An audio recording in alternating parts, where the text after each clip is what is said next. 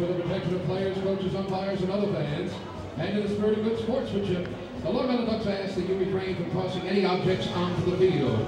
Please do not stand, climb, sit, or lay on the dugout tops or the backstop netting. Laser pointers are prohibited here at Bethpage Ballpark. We'd also like to remind you that any spectator going onto the field or interrupting play in any manner will be ejected and subject to arrest. The Long Island Ducks are also happy to have fans keep any batted or thrown ball that goes into the stands this evening.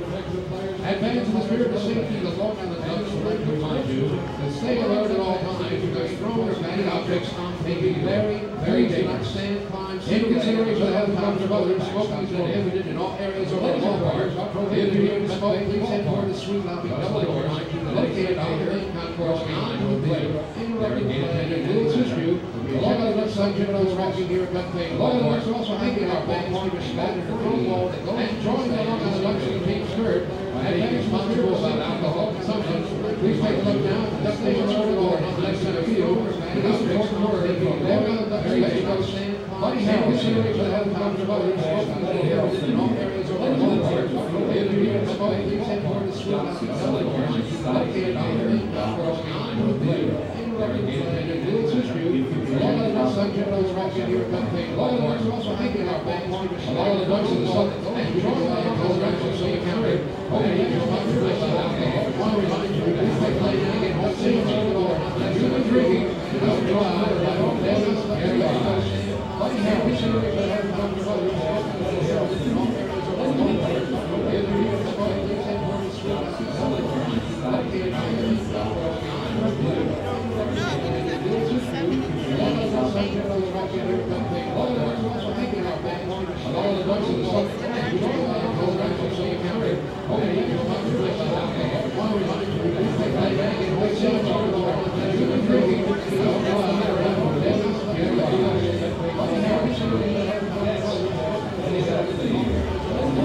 This is Long Island Ducks baseball. Justin Davies at the plate, the winning run at third. Crowd going nuts. Swung on, bouncing ball left side, off the mitt, up third baseman Brad Strauss. Here comes Louis Rodriguez. Justin Davies has done it again. The Ducks are one flag away from the championship. Johnson makes the catch. He makes the catch, and the Long Island Ducks have swept the Camden Riversharks.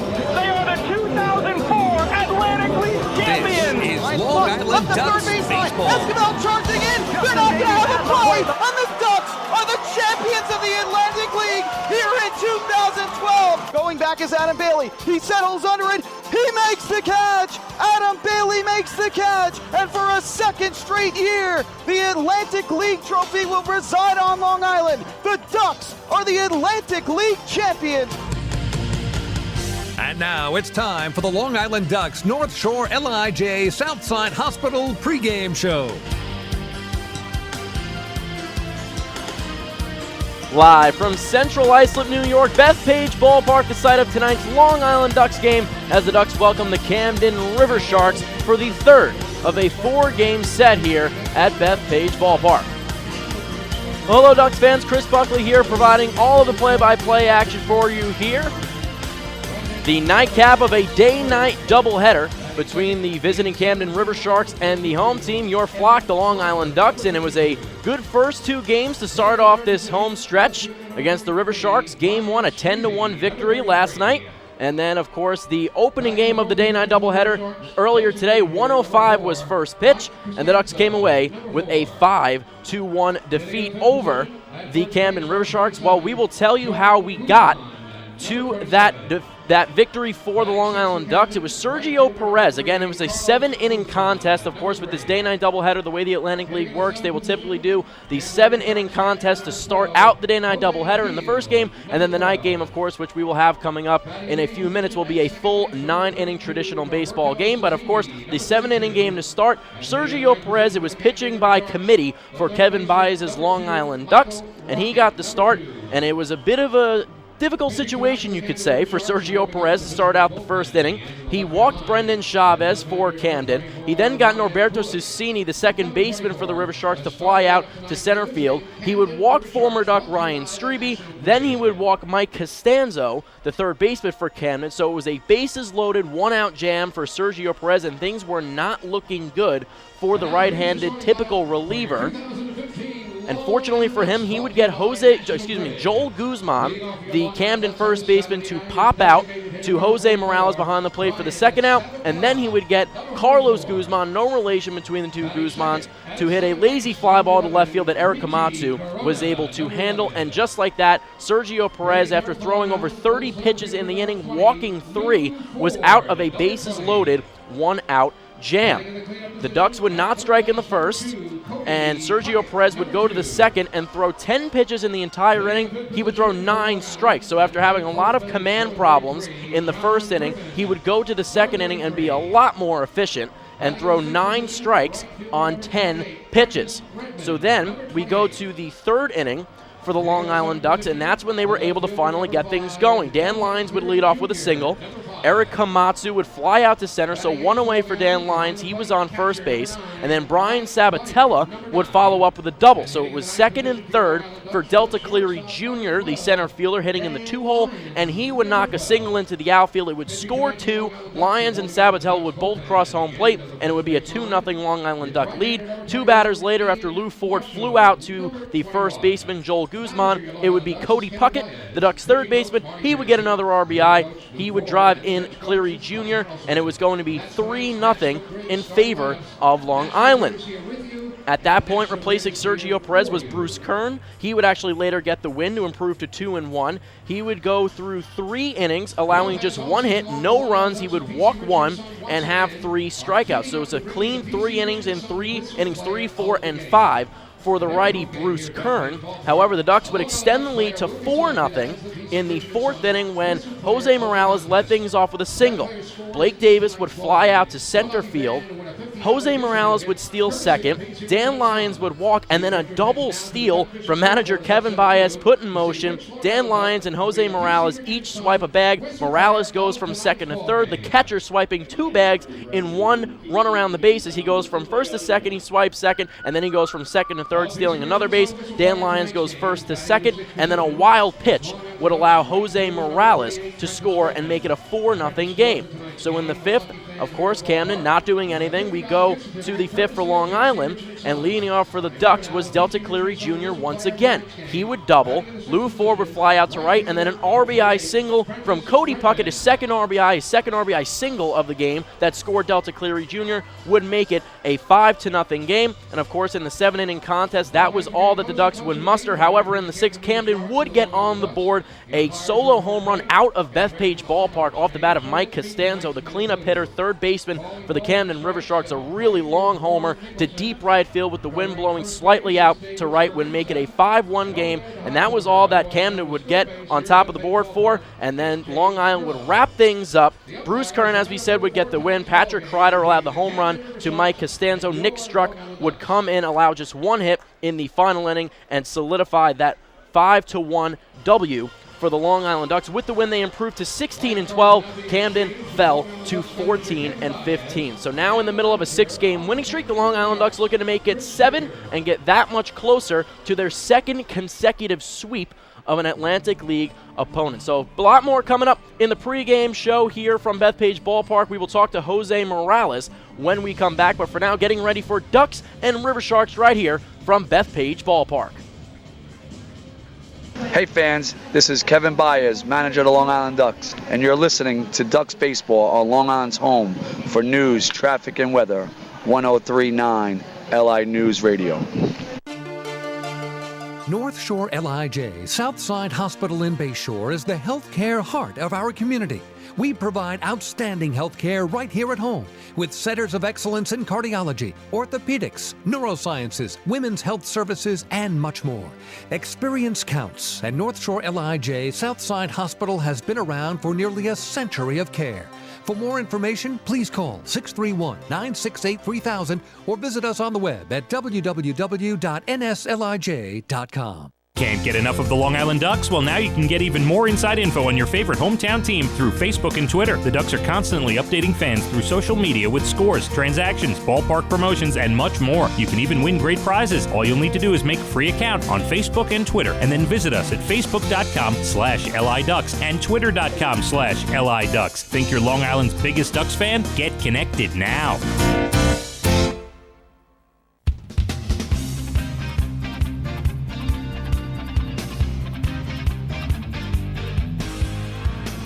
Welcome back to Bethpage Ballpark. Chris Buckley here with you. Getting ready to have the Ducks and Riversharks go at it. Well, very quickly we will hear from Jose Morales, who went 2 for 3 in Game 1 of the day-night doubleheader. We talked to him pregame about his thoughts on this team right now in the middle of their 6-game winning streak. Joined by Ducks catcher Jose Morales. So, Jose, first game of the day-night doubleheader, 105 start time. You guys get the 5-1 win. Just your opening thoughts on the 4-1 victory. It was good way to start the doubleheader. You definitely want to win that first game, get us going. Sergio did a good job. He's been hurt, but he came through 2 strong innings, and then Kern came and just dealt. So it was a good win. We've been hitting the ball real good. Pitching is coming a long way. I think everybody's firing in all cylinders right now. Mickey Janis with 7 strong innings of relief the other day. You weren't catching that game, but then you had the opportunity to catch John Brownell last night. 8 masterful innings. He was great. And then you just mentioned Sergio Perez worked out of a bases-loaded jam. Goes another second inning to start the game this afternoon. What have you seen from this pitching staff as of late? It seems like the pitching has really started to carry this team as well as the offense. Seems like both things are really working together right now, but just talk about the pitching. I think just like hitting is contagious, and pitching the same way. I think guys trying to step up, especially after a good outing. Mickey did a heck of a job. I mean, that's why we call him the legend. Bullpen really needed a rest, and he gave us that chance. You know, he gave the bullpen a rest, and Brownie did the same thing yesterday. Especially Brownie, you know, getting that first hitter going deep for him, but then coming back and going for 8 strongs, that was real good for the bullpen. And in terms of the offense, you guys are averaging about just under 8 runs, about just under 12 hits per game over the last 5 to 6 games.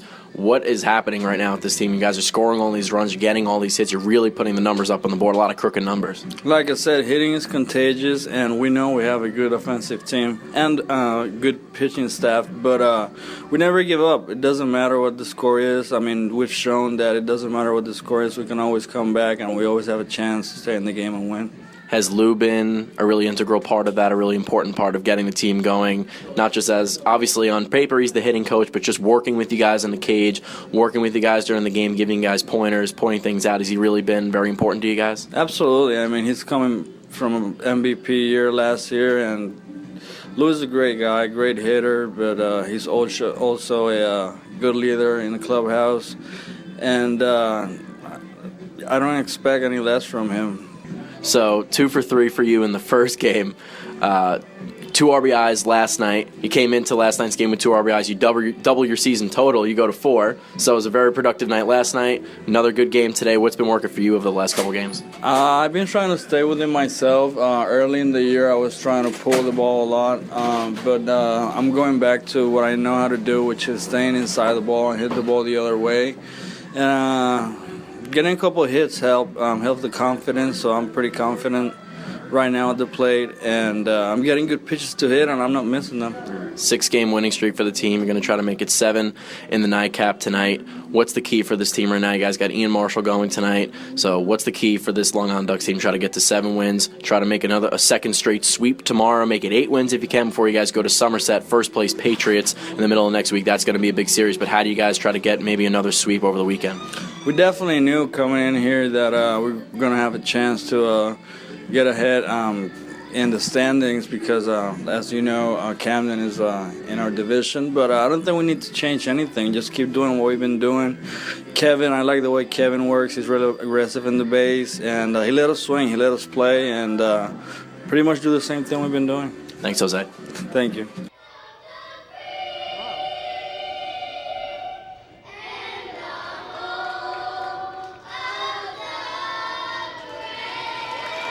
Baseball fans, the Silver and Elementary School of Bayport. Just about ready for a first pitch here from Bethpage Ballpark between the Long Island Ducks and Camden Riversharks. Once again, the nightcap of a day-night doubleheader here from the Duck Pond. And on the mound for Long Island, it will be Ian Marshall, the right-handed pitcher. The Maryland native listed at 6'3", 215 pounds. So far in the season, 2-0, a 2.57 ERA. Has pitched in 4 games, started all 4, 21 innings pitched, 12 strikeouts, 4 walks, and 17 hits. His official last appearance in a game that was put on record was on May 13th against Bridgeport. It was part of a 7-3 loss here at Bethpage Ballpark. He pitched 5 innings, 2 runs, both were earned, 5 hits, 2 walks, and 2 strikeouts. And the reason that I say that was the quote-unquote official last appearance for Ian Marshall was the fact that he was actually the pitcher that started Long Island's game this past Monday in Lancaster, Pennsylvania against the Barnstormers before some nasty weather rolled in and forced the game to be suspended in the middle of the 6th inning. But before that game was called, Marshall's line was 5 1/3 innings. He surrendered 3 runs on 4 hits, walked 2, and struck out 1. So Marshall back out there after that bumpy road to the end of that suspended game on Monday, and he will try to get back on track against the Camden Riversharks.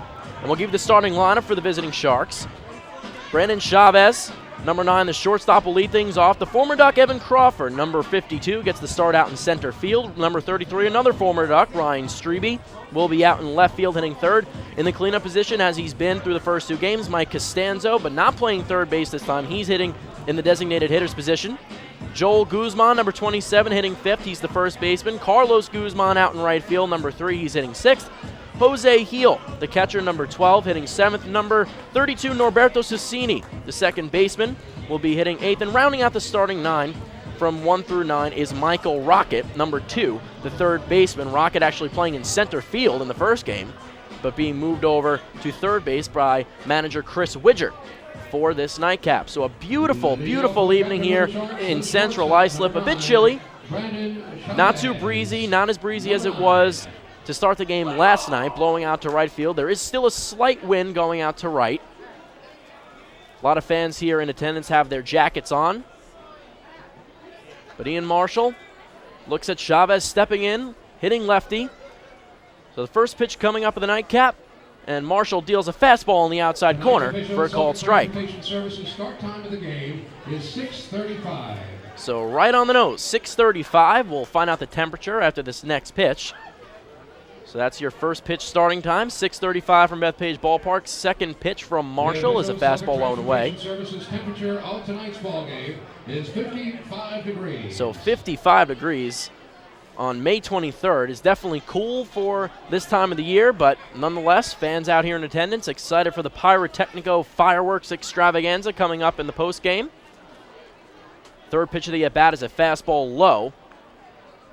And behind the dish right now, he was a Duck in the beginning of the year. He left after he was signed by the Red Sox organization. Now he's back, signed and activated earlier today. Mike Blank, number 9. Battery mates with Ian Marshall. The 2-1 looks like an off-speed pitch, a changeup low and in that Chavez takes for a ball 3. So count goes to 3-1. Defensive alignment for the Ducks around the infield. Cody Puckett at third, Dan Lyons at short, Reggie Corona, number 11, the second baseman, John Griffin, the first baseman, number 33. The 3-1 is a fastball right on the outside corner, and the count goes full. Left to right in the outfield, Delta Cleary Jr., number 5 in left. Lou Ford, defending Atlantic League Player of the Year, number 20 in center. Number 28, Prentice Redmond, out in right field. 3-2. Chopped over to second base. Tough play for Reggie Corona. Has to charge the glove flip to first, and John Griffin will snag it for the first out. Nice charging play by the former Yankees prospect. Reggie Corona comes in with the glove and fields it, scoops it right over to John Griffin, and there's one away. So 4-3 for Chavez on the scorecard. Up comes Evan Crawford, 269 on the year. No homers, 2 runs batted in, and 2 runs. Marshall kicks and deals to his former teammate, and it's a fastball low and away, 1-0. Marshall in his first season on Long Island, third in the Atlantic League. Spent the last 2 years with Southern Maryland with the Blue Crabs. Last year, 27 starts, went 10-10, an ERA of 4.09, 156 and 1/3 innings.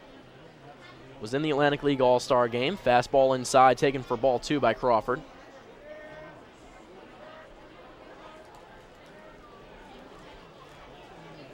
So again, the Ducks in the middle of a 6-game winning streak.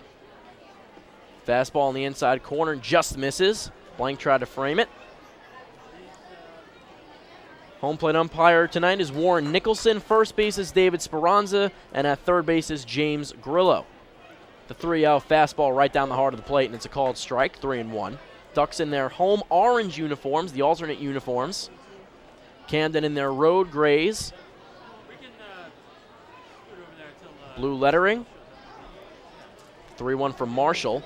Right-hander deals it right over the middle of the plate once again. I think Evan Crawford thought it was low. He already tossed the bat toward the dugout, but he'll have to go get it. Full count, 1 away here. And Marshall trying to work back from a 3-0 deficit in the count to Crawford.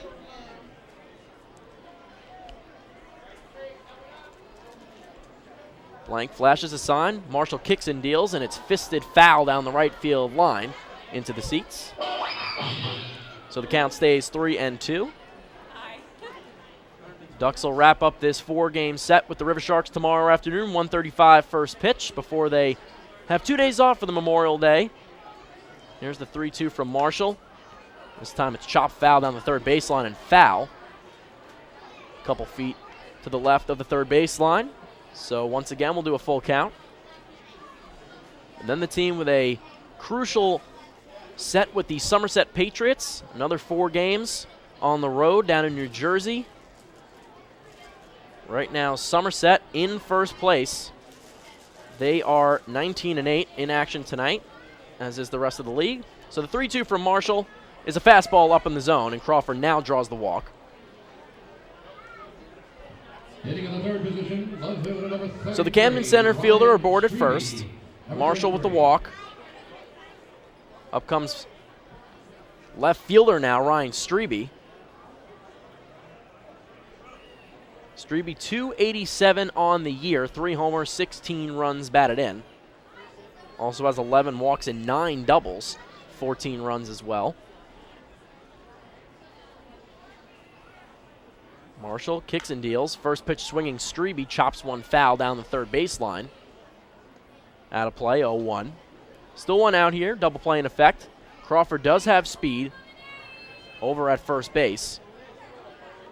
Was known to steal a bag or two when he was with the Long Island Ducks before being traded for future considerations a few weeks ago. Marshall set at the belt, now tosses over to his teammate John Griffin, the first baseman, trying to keep Crawford honest. They know about his speed.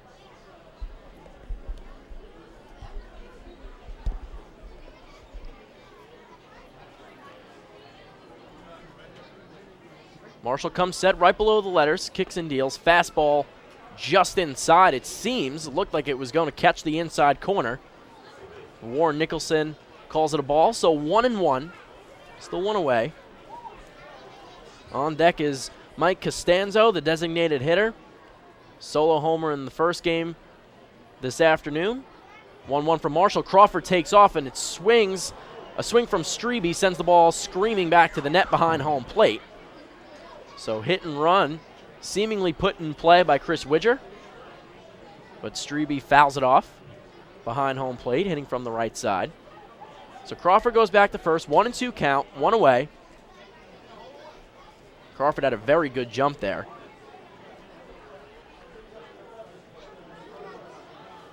Blank and Marshall keep an eye on Crawford. The pitch. Strebe skies one. Falling behind first base, ranging under it is Corona. Now Crawford scurries back to first base. He was waiting because there was a good chance Rigi might not have been able to shield the sun enough, in which case Crawford would have had to take off for second, but Rigi does a nice job, settled under it, and makes the second putout of this first inning. Batting in the cleanup position for the Riversharks, the designated hitter, number 4, Mike Costanzo. Costanzo with 6 homers, hit his 6th home run just a few hours ago. That was his 19th run batted in of the season, a .250 average. Crawford with a small lead off of first. Marshall with the first pitch of the at-bat Costanzo swings and fouls it off the glove of Blank and back to the backstop. So 0-1. Righty-lefty matchup. Ryan Kulik on the mound for the Riversharks once Marshall gets the third out here. Off-speed pitch, looked like a changeup off the outside edge, 1-1.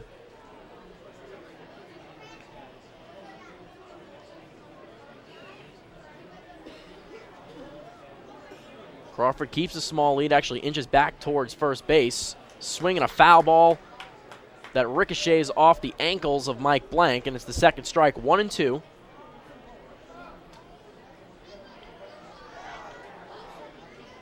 Marshall, 28 years old, spent 2 years in the Atlanta Braves organization back in 2010 and 2012, reached as high as single A. Trying to just keep his career going here on Long Island. Never know what can happen in the Atlantic League. Curveball gets the outside corner. Late call from Warren Nicholson. Didn't immediately indicate that it was actually a strike, but Costanzo goes down looking. So no runs on no hits, no errors, one left on base. So after the top of the first, we go to the bottom of the first. Ducks coming up to bat. Still no score here from Bethpage Ballpark. Hey fans, this is outfielder and hitting coach Lou Ford, and you're listening to Ducks Baseball on Long Island's home for news, traffic, and weather, 103.9 LI News Radio. Beautify your patio, walkway, driveway, or pool surround with Nicoloc paving stones and walls. Nicoloc's specially formulated paver shield offers extra surface wear protection and color enhancement throughout the thickness of the paver. Paver shield guarantees that your pavers will look great for years to come. Bring home the elegance with Nicoloc. Visit the Nicoloc Design Center, Sunrise Highway, Lindenhurst, or Nicoloc.com. Let Nicoloc pavers pave your way. Enjoy the ultimate VIP fan experience at Bethpage Ballpark this season by taking in a Ducks game from the brand new Trout Town Fan Can. Presented by Roscoe Beer Company, the Fan Can is available for rental at all Ducks home games. It features 12 Dream Seat theater-style padded seats, beverage holders, an air-conditioned atmosphere, and an incredible view of the game. Packages are now available with food and beverage included. To reserve your Fan outing today, call the Ducks Group Sales Department at 631-940-3825. The Trout Town Fan Can at Bethpage Ballpark. Your VIP experience has arrived.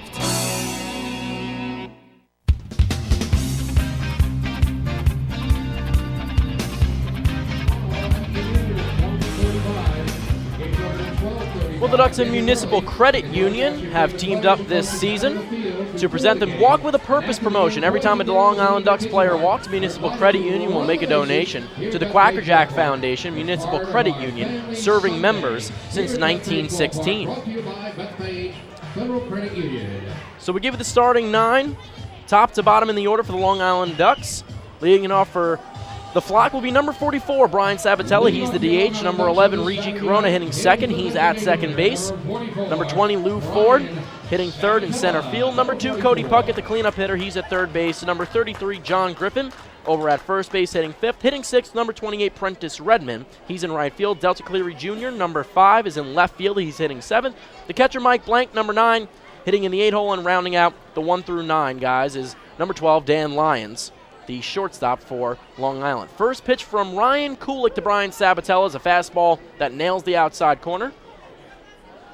Kulik on the year, 3-1, an ERA of 3.90, 5 starts, 27 2/3 innings, 13 Ks, 7 walks, 34 hits. Sabatella swings at the second pitch and hits it deep to center field. Ranging back is Evan Crawford. He can't get it. It's off the base of the wall. Sabatella rounds first and cruises into second base with a stand-up double.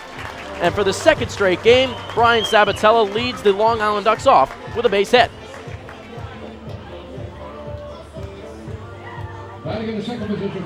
So a long, deep drive to center field that lands on the warning track off the bat of Sabatella on the second pitch.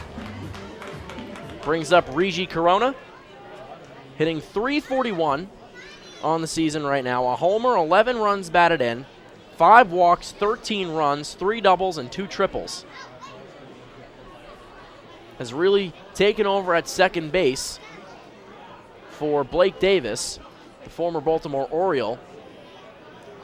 First pitch from Kulik, the lefty to Corona, the switch hitter, hitting righty here with the lefty on the mound. Takes it low for a ball. It's a fastball, 1-0.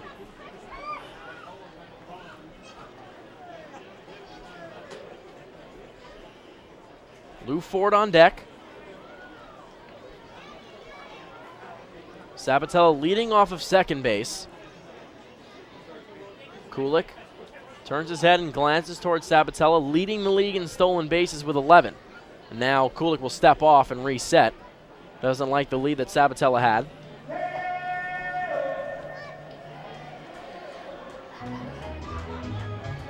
Sabatella, of course, leading the league in stolen bases, 11. That's 2 ahead of Bridgeport's Nick Van Stratton, who has 9.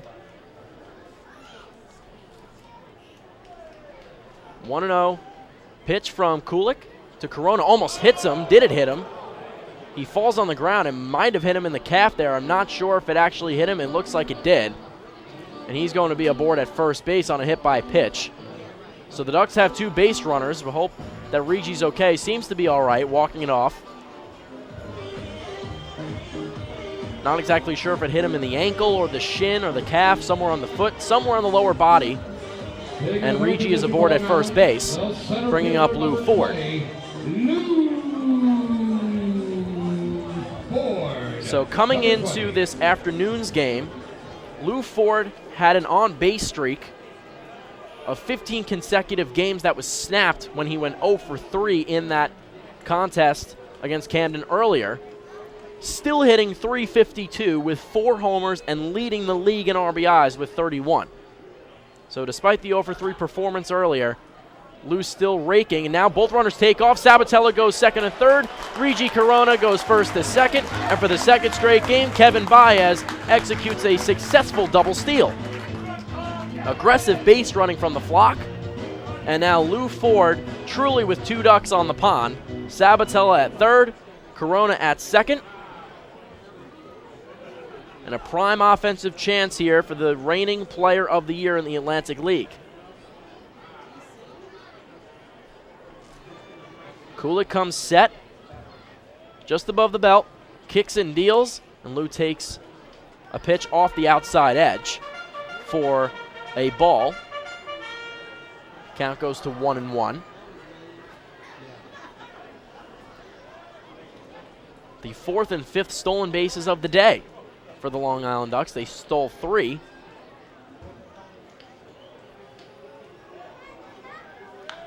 Pitch hammered down the left field line by Lou there, but foul. So it's the second strike of the at-bat for Lou.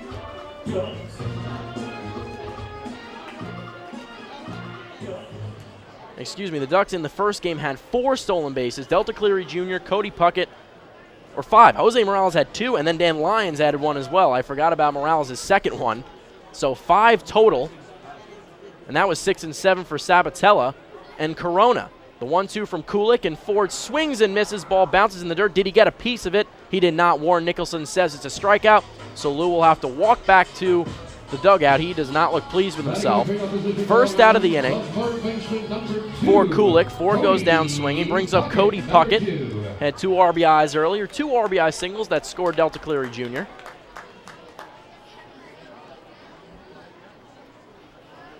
Cleary Jr. was hitting second earlier. Gets moved down to the 7 hole by manager Kevin Baez. Puckett now with 4 homers, 16 runs batted in, hitting at a .299 clip.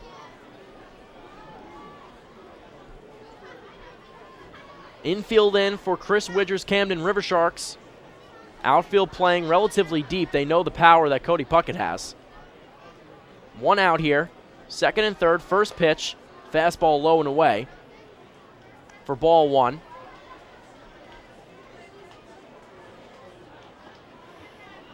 Again, the Ducks 16 and 12 right now after their win earlier. 3.5 back of the Patriots, who are in first place in the Liberty Division. 1-0 from Kulik coming up. Kicks and deals. Swing and a miss from Cody Puckett. Swung right through a fastball. Kulik just blew it by him.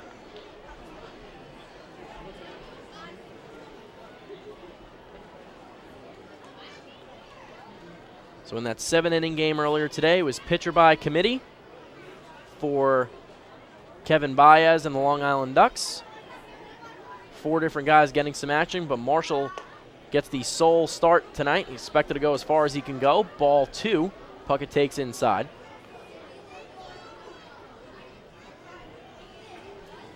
And the Ducks were lucky with the pitching performances they've been getting over the last couple games. 7 innings of relief from Mickey Janis in the series sweep clincher against York.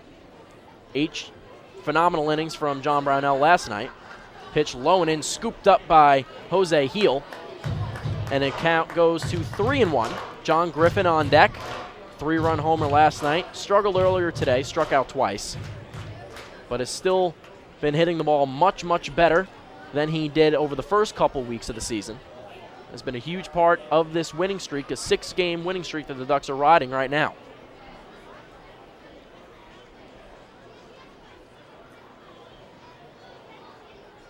(3-1) from Kulik to Puckett. Cody swings and misses at another one. Looked like an off-speed pitch, maybe a changeup low in the zone. Cody jerking his head out. Staring at the sky, so the count goes full. 3-2, 1 away, infield still in.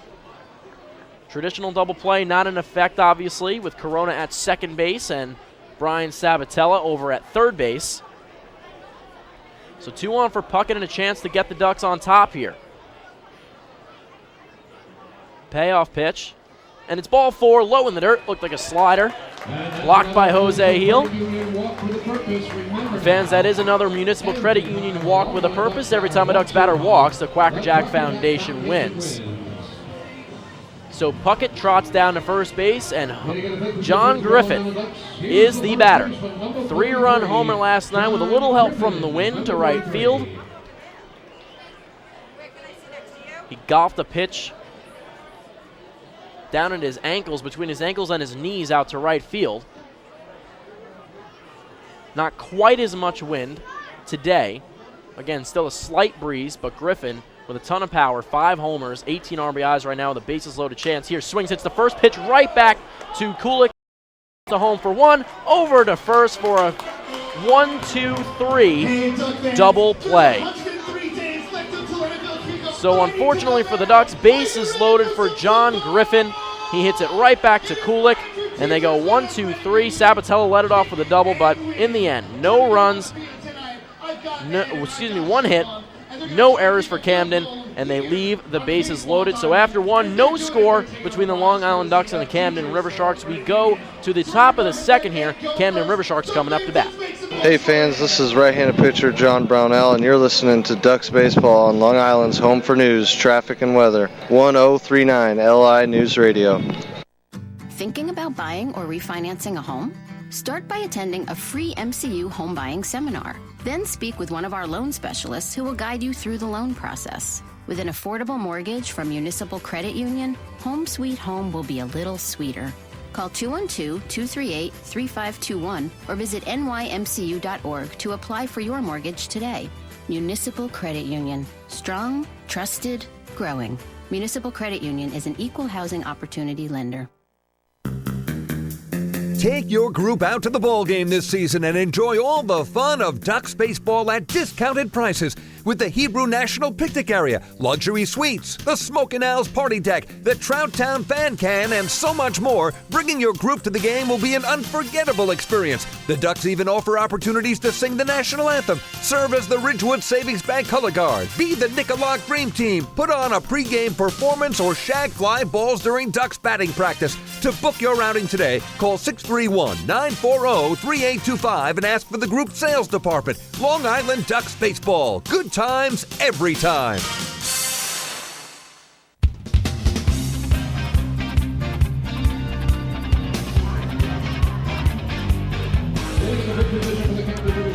Well, Ducks fans, the Ducks Health Report would be brought to you by Island Shore Physical Therapy, the official therapist of the Long Island Ducks. But fortunately for Long Island, no players injured as of right now. Everyone is healthy.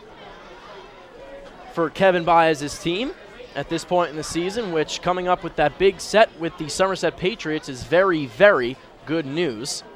First pitch from Ian Marshall to Joel Guzman, a chopper to third base that Cody Puckett fields on the short hop, throws over to John Griffin for the first out of this top of the second inning. Let's pause 5 seconds for station identification. Batting in the 6th position, Riversharks right fielder number 3, Carlos Guzman, number 3. Back at Bethpage Ballpark, Chris Buckley here with you, giving you all the play-by-play action. So one away here in the top of the second frame. Carlos Guzman, the Camden right fielder, will be the batter. 227 on the year for Guzman, 2 homers, 14 RBI. Marshall deals an off-speed pitch, low and in the dirt for ball 1. Guzman has walked 12 times, has scored 11 times. 1-0 from Marshall. Into his windup, kicks and deals the right-handed pitch. Fastball tails all the way through the righty batter's box and to the backstop. Blank didn't even try to catch it, and it goes towards the net. So 2-0 count.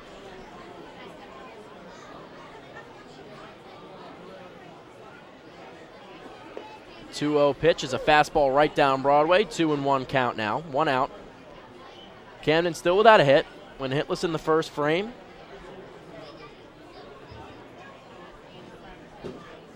Puckett even at the bag at third.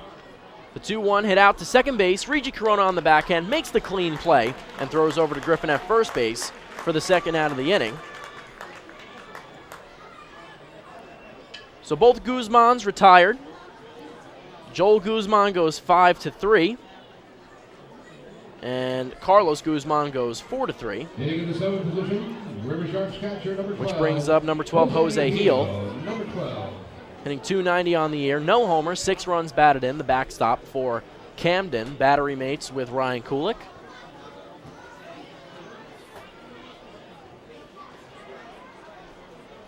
Marshall gets a sign from Mike Blank, sets up on the inside corner. Fastball just misses a little too inside off the inside edge, 1-0.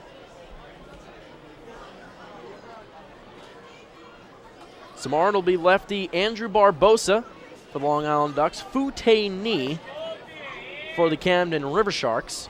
Fastball off the outside edge from Marshall, 2-0. Barbosa having made 1 start already on the last road trip. This pitch hit high on the infield, in foul territory. Blank and Griffin ranging over. Neither of them are going to get there. It bounces right between the two and almost goes into the dugout. So it's a dead ball. Count goes to 2-1. 2 outs here. Heel electing to swing at the 2-0 pitch. Nearly got himself to foul out. Due up next inning for the Flock. Griffin, Redmond, and Cleary Jr. Or excuse me, Redmond, Cleary Jr., and Blank. Of course, Griffin grounding into that double play. So the 2-1 now from Marshall is laced down in the right center field. Ranging is Prentice Redmond. He's not going to get it. It bounces behind him, and Lou Ford comes in to back it up. And he tosses it back in quickly to ensure that Heel does not try to go to second base. So it's a single for Jose Heel. There's still 2 away, which brings up Norberto Cecchini, the Camden second baseman. Cecchini made his Camden Riversharks debut last night, has now played in 2 games, has yet to have a hit. He's 0 for 5 through the 2 contests, 1 strikeout. Had the difficult task of facing John Brownell last night, who went 8 innings, allowed just 1 run. This ball skips away on a fastball from Mike Blank, but he runs after it, and Heel will stay put at first base.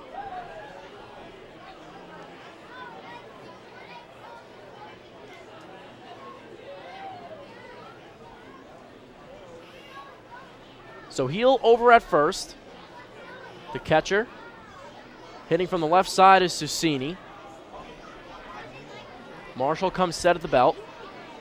Quick glance over at Heel. He deals. Fastball 2 inside. Count goes to 2-0.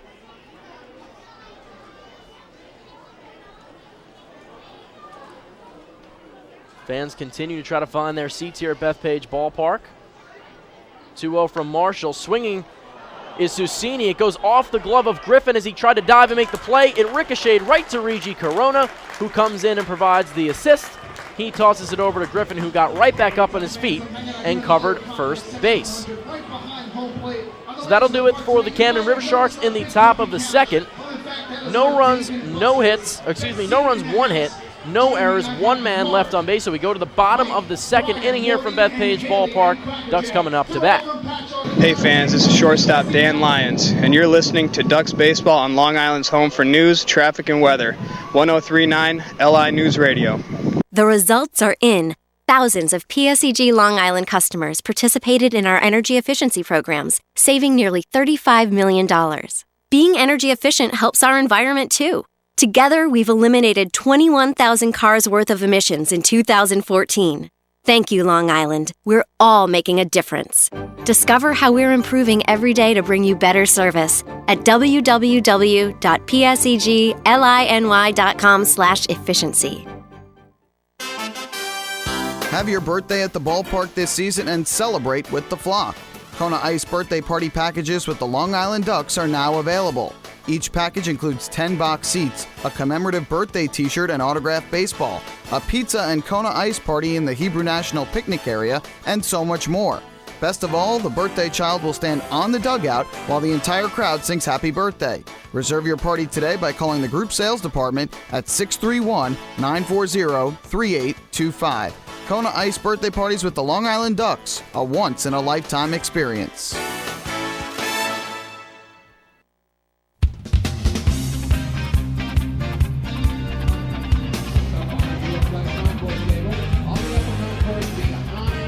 Well, there's no better time than now to sign up the young Ducks fan in your life for the Bethpage Federal Credit Union Ducks Kids Club. Children 14 and under will receive exciting gifts, discounts on merchandise, and unique experiences that only come with being a member. Sign up today by visiting www.liducks.com or by calling 631-940-3825. Ryan Kulik set to begin his second inning of work here from Bethpage Ballpark for Camden.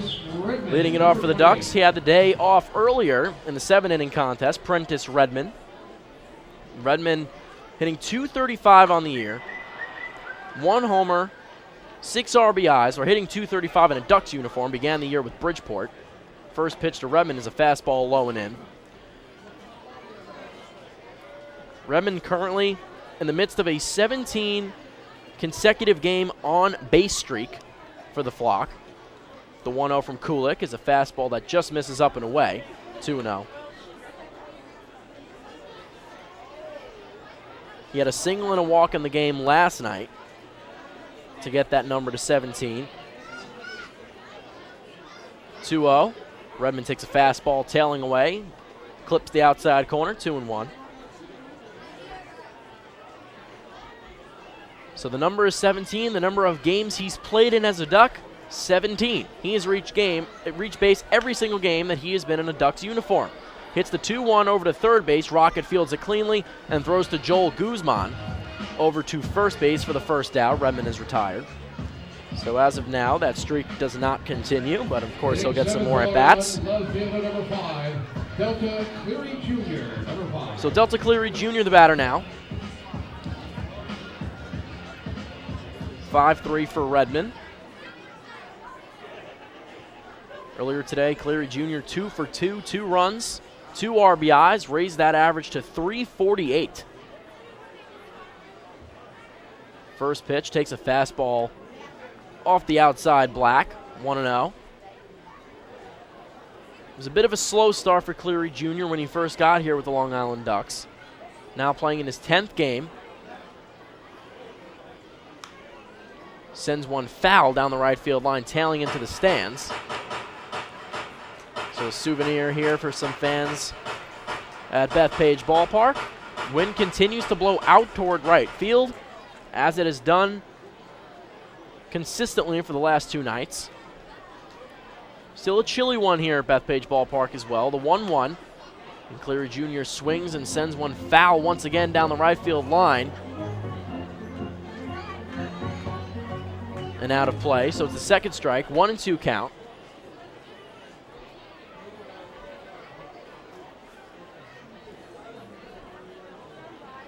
Kulik, the left-hander, the southpaw, staring in.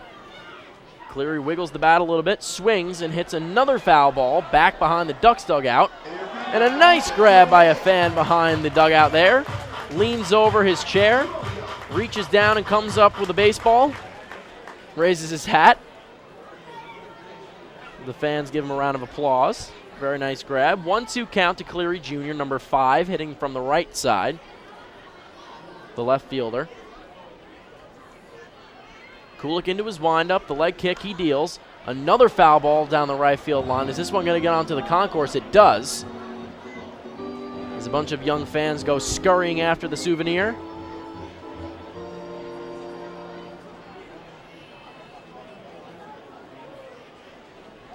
On deck, Mike Blank. His first game back in a Ducks uniform. Well, he was here earlier but did not start. Jose Morales caught the day game after the night game last night. Cleary Jr. gets jammed and hits a slow roller to Norberto Susini over at second base, who fields it cleanly and throws it over to first for the second out of the inning. So here comes Mike Blank, right-handed hitter. Number 9, Mike Blank, number 9. Blank in his 4 games that he was with Long Island to start the year hit 188, 3 for 16, no homers, 2 RBIs, and he had 1 double. Then he was shipped off to the Boston Red Sox organization where he was signed. First pitch, fastball in the inside corner for a called strike. Dan Lyons on deck, the Ducks shortstop.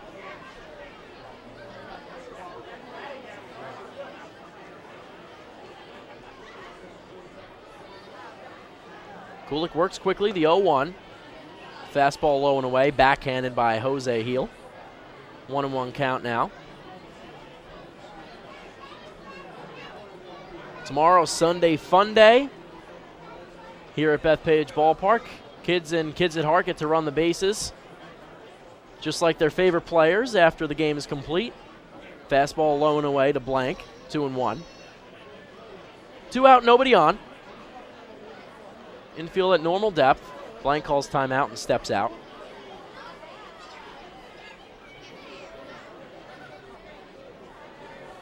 Blank out of Palm Bay, Florida. Reached as high as Double-A with the Red Sox in Portland. Fastball on the inside corner, taken for a called strike once again. So 2-2 count here to the Ducks catcher. 2 out.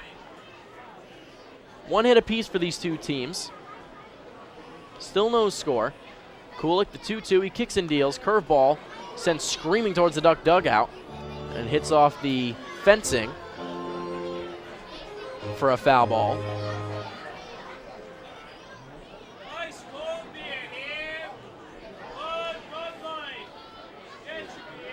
Wind picking up a bit now.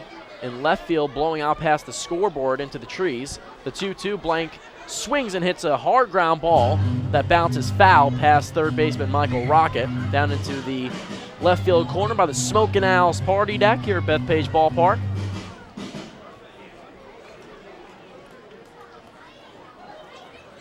Kulik at 30 pitches now.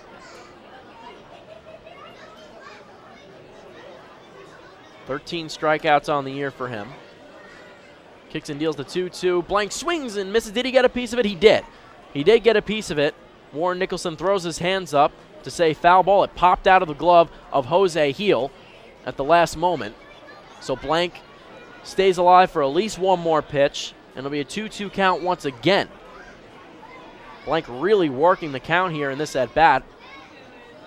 Kulik laboring to try to get him out. 2-2 once again. This time curveball just misses off the outside corner. Jose Heel tried to frame it. Count goes full. Nice at-bat from Mike Blank in his first appearance at the plate since coming back. Into the windup. Kulik kicks and deals.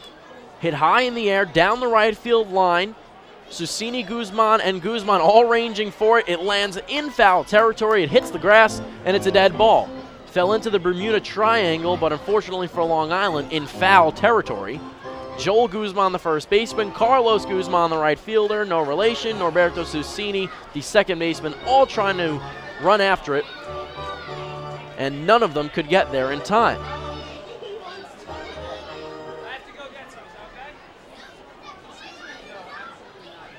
Kulik, the southpaw, originally drafted by the St. Louis Cardinals in the 8th round of the 08 MLB Amateur Draft out of Rowan University, Glassboro, New Jersey. Full count Foul ball over the Ducks dugout into the stands. One-handed grab on the short hop by one of the fans. So a bunch of foul balls off the bat of Mike Blank in this at-bat. Dan Lyons still waiting patiently on deck. Blank trying to convert this long-winded at-bat into a base hit. The full count pitch, and he's taking for a ball low. He draws the walk. So a great at-bat by number 9. The Ducks backstop. Blank aboard at first with a base on balls. Couldn't have asked for a better at-bat from Blank. Just in terms of working the pitch count, making sure he made contact and stayed alive in his first at-bat back in Bethpage Ballpark. And up comes Dan Lyons, hitting .277 on the year. 12 runs batted in.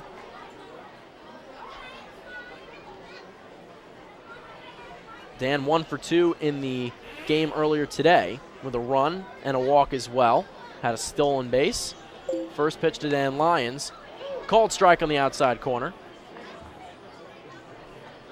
As Blank draws 11 pitches in that last at-bat off of Ryan Kulik. He leads off of first base. The 0-1 to Dan Lyons. He swings and chops one to the shortstop, Brandon Chavez. Goes for the force at second, and Lyons is retired in the fielder's choice. Blank was trying to go first to second, and that'll do it for the Ducks here in the bottom of the second. So no runs on no hits, no errors. They leave one on base, so after 2, no score between the Ducks and the Camden Riversharks. We go to the top of the third. Riversharks coming up to bat here from Bethpage Ballpark. Hey fans, this is left-handed pitcher Eric Neeson, and you're listening to Ducks Baseball on Long Island's home for news, traffic and weather, 103.9 LI News Radio. James Simmons is going back. He is looking up, and on the Park Night, that one is gone and reaches a kennel in Central Islip. That was another home run for the Ducks. And Duck fans, what's more fun than a home run that helps the Ducks win a game? How about a homer that helps the community win? Chappie's Funeral Home and the Long Island Ducks have once again teamed up for the Chappie's Home Run Challenge. If the Ducks hit 100 homers this season, Chappie's Funeral Home will donate $5,000 to the Quacker Jack Foundation. So every time a Ducks hitter goes deep this season, watch for the Chappie's Challenge home run count on the scoreboard. And if we reach 100, we're all a winner. Chappie's Funeral Home, where caring for others is a family tradition. Can't get enough of the Long Island Ducks? Well, now you can get even more inside info on your favorite hometown team through Facebook and Twitter. The Ducks are constantly updating fans through social media with scores, transactions, ballpark promotions, and much more. You can even win great prizes. All you'll need to do is make a free account on Facebook and Twitter, and then visit us at facebook.com/LIDucks and twitter.com/LIDucks. Think you're Long Island's biggest Ducks fan? Get connected now.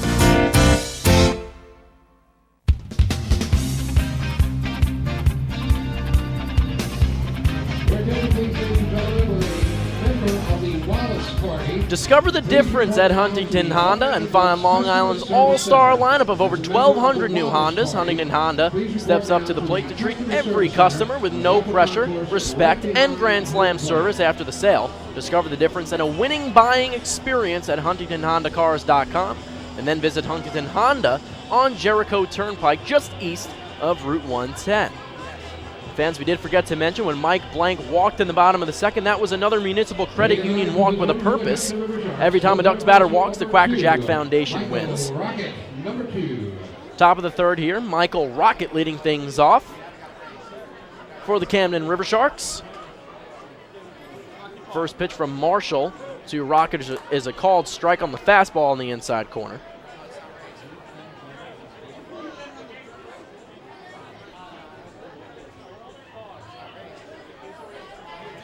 Second pitch from Marshall's a curveball that got away from him, almost hit Rocket in the helmet, but he ducks under it for ball 1. Count goes to 1-1. So it'll be Rocket, then the top of the lineup, Chavez and Crawford.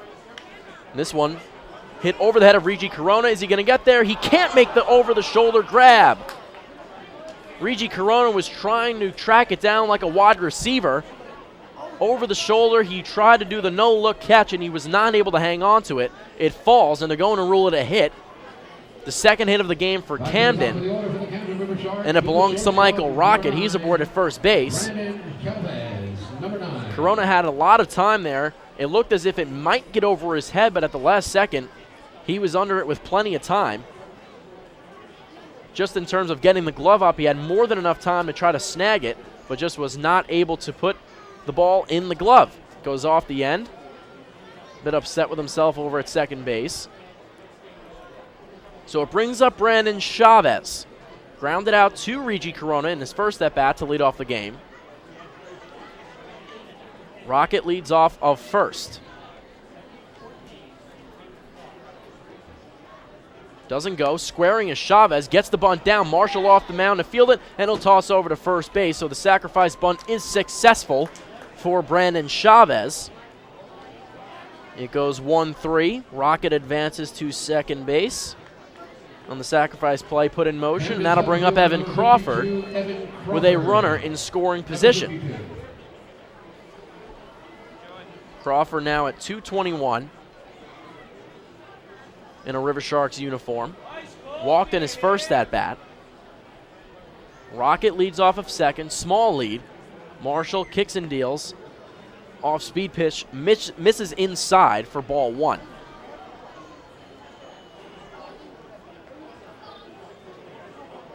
The rest of the league also in action. Get you some scores. Marshall, the pitch. Crawford chops it into the air, foul over the Ducks dugout, back into the stands. And the count goes even at 1-1. One out on the sacrifice from Chavez.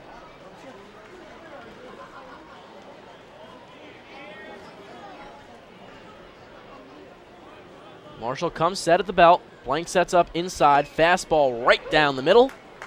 Count goes to 1-2. Crawford takes it. Regi Corona doing his best to keep Rocket honest at second base. Lyons is all the way toward the hole with the righty hitting Crawford up.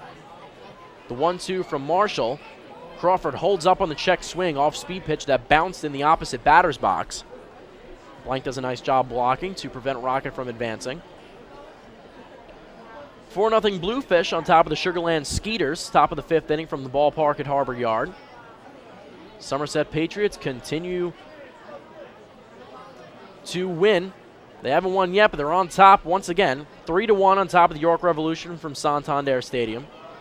No score between the Southern Maryland Blue Crabs and Lancaster Barnstormers. Bottom of the third from Regency Furniture Stadium. Ian Marshall having some trouble communicating with Mike Blank here. Not on the same page. Now they are. Marshall set at the bell. Corona shifts back towards normal position. 2-2 pitch, and Crawford ropes one into left field. Rounding third, and they're going to hold him up at third base. Delta Cleary Jr. comes in and fields it cleanly. He throws it back in quickly. And Pedro Swan Jr., the bench coach and hitting coach, and third base coach as well, for the Camden Riversharks, is going to hold up Rocket at third base. Crawford's aboard at first with a single. Looked like Rocket had a pretty good jump. That would have been a very close play at home, but Camden elects to play it safe here to bring up Ryan Strebe. Now, of course, the traditional double play is in effect here. Crawford aboard at first base, first and third. Strebe flew out in his first at-bat. Swings and misses at the first pitch here from Marshall. Off-speed pitch. Pulls the string. And it's 0-1. Flew out to Regi Corona's first at-bat.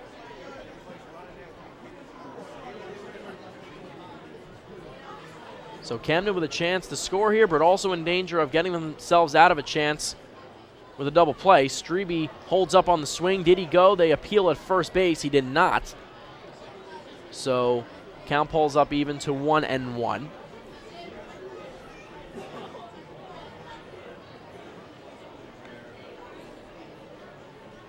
Marshall already nearing about 45 to 50 pitches.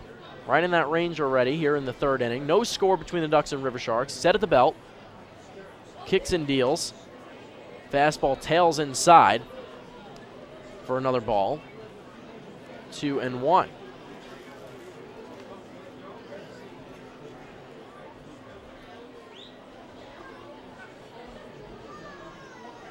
Marshall keeping an eye on Rocket and Crawford.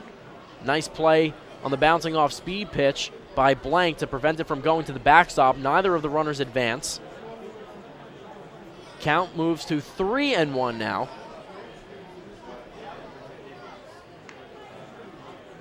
And Marshall in danger of loading the bases for Mike Costanzo.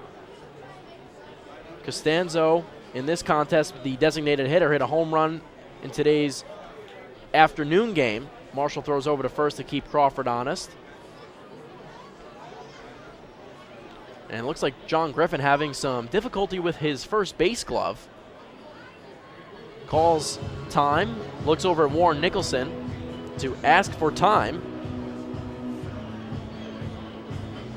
Trying to look for a new glove in the dugout. I guess there's something wrong with the webbing, and that can happen. Too many hard throws from the infielders to a first baseman's mitt, and that'll certainly wear down the leather. And you can even have a ball go right through it, which is, of course, the last thing you want. Now Kevin Baez coming out. Looks like he's having a discussion with home plate umpire Warren Nicholson. I guess they're just trying to get an explanation as to what's causing the delay. He stopped by the Long Island Ducks Customer Service Center on the main concourse right behind home plate to claim your prize. Marshall just taking some pitches here off the mound to try to stay loose. Not sure if they're just going to try to get John a new glove or if they're trying to restring the webbing. That's definitely what seemed like the problem was. There was something wrong with the webbing of his glove. Again, we'll reset the defensive alignment here for you, for the Long Island Ducks. Around the horn from third to first, it's Cody Puckett, number 2 at third. Dan Lyons, number 12, the shortstop. Number 11, Regi Corona, is at second base. And number 33, currently in the dugout, working on his glove. His tool of the trade, so to speak, is John Griffin. Left to right in the outfield is Delta Cleary Jr., number 5 in left field. Lou Ford, number 20, is in center. Number 28, Prentice Redmond in right field, had off earlier.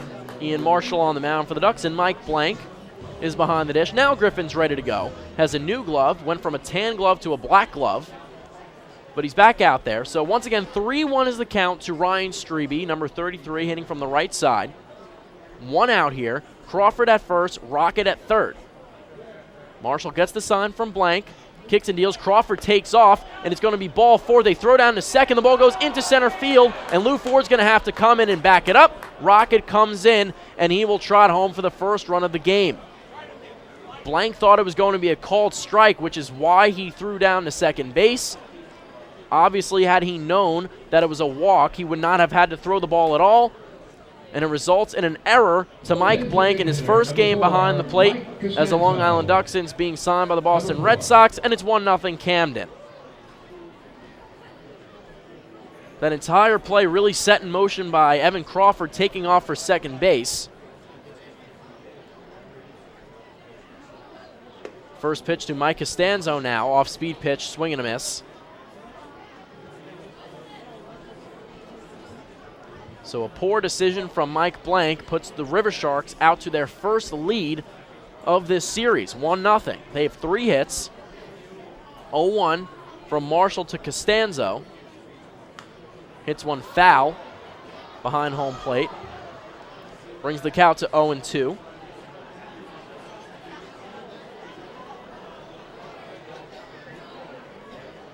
So it should be a stolen base for Crawford,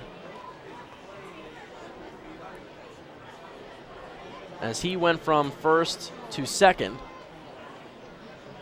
The 0-2 from Marshall, taken off the outside edge by Costanzo for the first ball.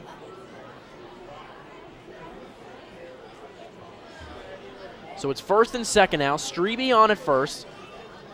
Crawford on at second.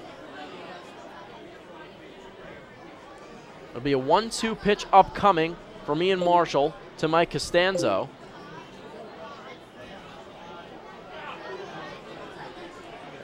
Pitch bounces away from Mike Blank, and both runners are going to move up. Looked like an off-speed pitch that deflected off his shin guard. Both of the runners will move up. Strebe goes first to second, and Crawford goes second to third. There was no stolen base for Crawford on the play because of the walk. So it's a 2-2 count now. Wild pitch going to be charged to Ian Marshall. That helps the runners move up. Costanzo, the lefty, the cleanup hitter. 2-2. Swings and misses at the off-speed pitch. He goes down swinging on strikes, the second out of the inning. So 2 down now, and it'll bring up Joel Guzman, number 27, the first baseman for Camden. 0 for 1 so far. Grounded out to Cody Puckett at third base in his first at-bat. Evan Crawford and Cody Puckett, former teammates, having a bit of a chit-chat over at third base. So 2 hits in the inning for Camden. An error from Mike Blank. Pitch taken for a called strike on the inside corner, a fastball. 0-1. Guzman, 6 feet 7 inches tall, out of the Dominican Republic.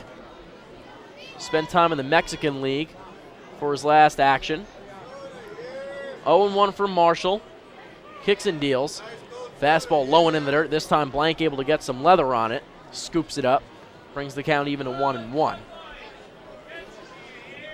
Carlos Guzman, the right fielder for the Riversharks, on deck.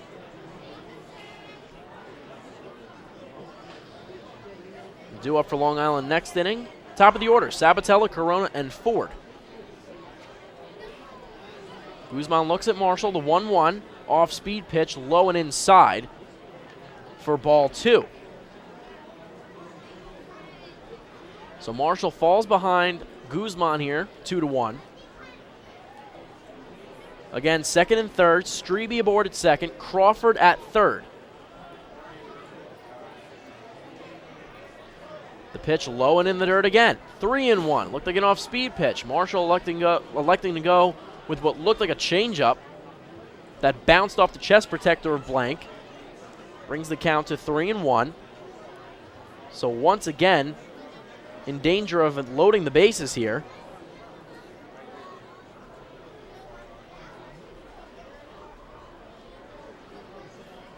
The 3-1 for Marshall. Fastball misses inside, and it's a base on balls for Joel Guzman. So he will take first base. It is the second walk for Ian Marshall so far in this game. Strebe and Crawford will stay put at second and third respectively, after they both moved up on a wild pitch. So it's bases loaded for Carlos Guzman, and the Riversharks have a chance to break things open here in the top of the third. Marshall checks on Strebe at second. First pitch, fastball nails the outside corner, 0-1. Fastball from the right-hander.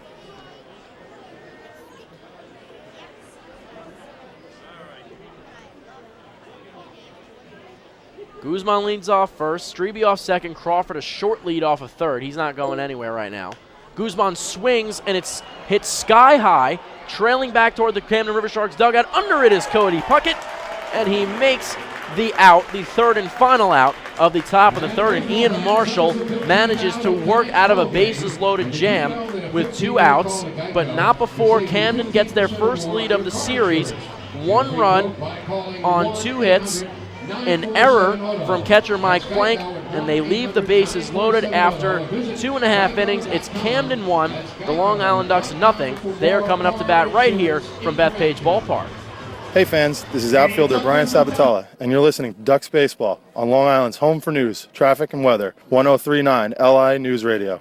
Spring into a new Honda at Huntington Honda and pay $59 a month for a new 2015 Honda Civic LX sedan. $59. So spring into Huntington Honda on Jericho Turnpike just east of Route 110 or HuntingtonHondaCars.com. Huntington Honda, discover the difference. Auto 24-month lease, total due at inception. Civic $31.90 includes bank fee, first month's payment, no security deposit. Taxes, DMV, title fees extra with excellent credit through HFS. Baseball fans, the Long Island Ducks mobile app has officially arrived. Powered by Clear Vision Apps, it's your one-stop shop for all things Ducks baseball. Buy tickets straight from your mobile device. Receive game status updates with push notifications. Check out up-to-the-minute news and scores and interact with the Ducks on social media. Best of all, it's free. Download the Ducks mobile app today by visiting the App Store on your Apple-powered device or Google Play on your Android-powered device. The Long Island Ducks mobile app, with you wherever you flock to.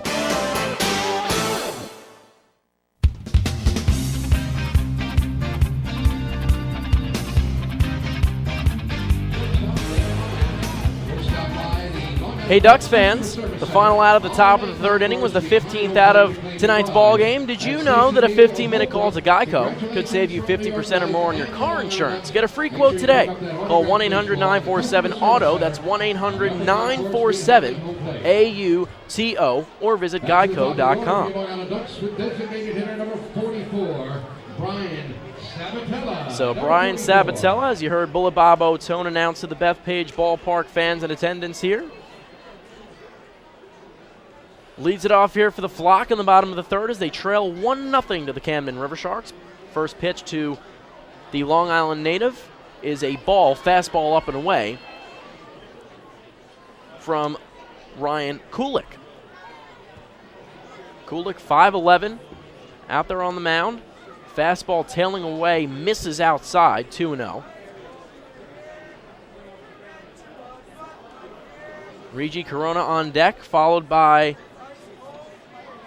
Lou Ford, playing in center field tonight.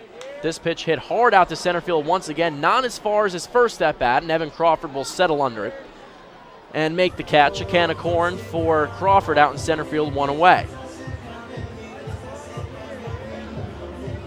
So up comes Reggie Corona, hit by a pitch in his first at-bat in the first inning, then stole second base. Hitting .341 on the season. Among the league leaders. Was 5th prior to the start of tonight's games. Did not play earlier today. Takes a fastball in the outside corner for strike one. Followed close behind by Nick Van Stratton, who was hitting .339 coming in, but of course the Bridgeport Bluefish in action tonight in their home ballpark at Harbor Yard. Ball taken through the lefty batter's box, 1-1.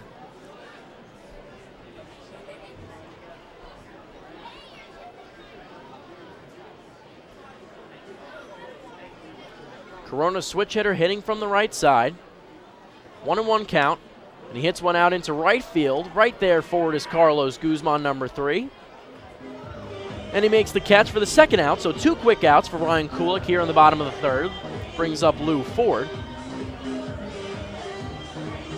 Lou struck out in his first at-bat, swinging. You can always expect the cheers of Lou from the faithful Duck fans. 1 run on 3 hits for Camden. No runs on 1 hit for the Ducks, and that was the first at-bat they had in the entire game off the bat of Brian Sabatella, and they went through the rest of the lineup without a hit. First pitch, a ball on the outside. Taking all the way is Lou. Cody Puckett on deck. Kulik, the southpaw, in his motion, kicks and deals, and a hard hit foul ball down the right field line, tailing, and into the stands here for a long strike.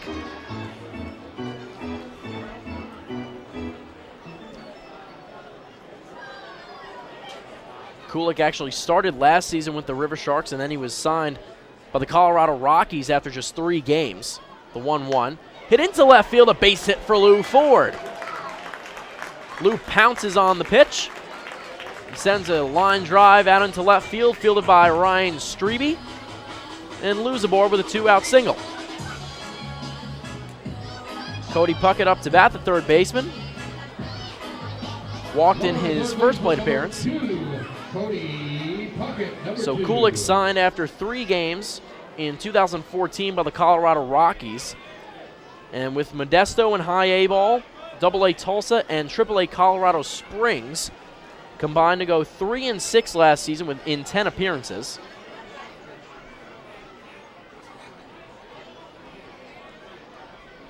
Kulik.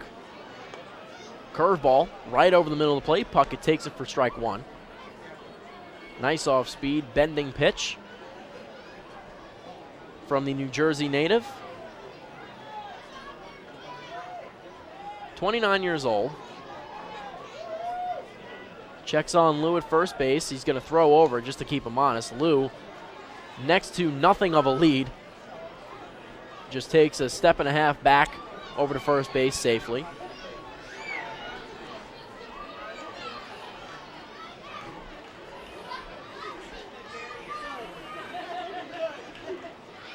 Lou with one stolen base on the season.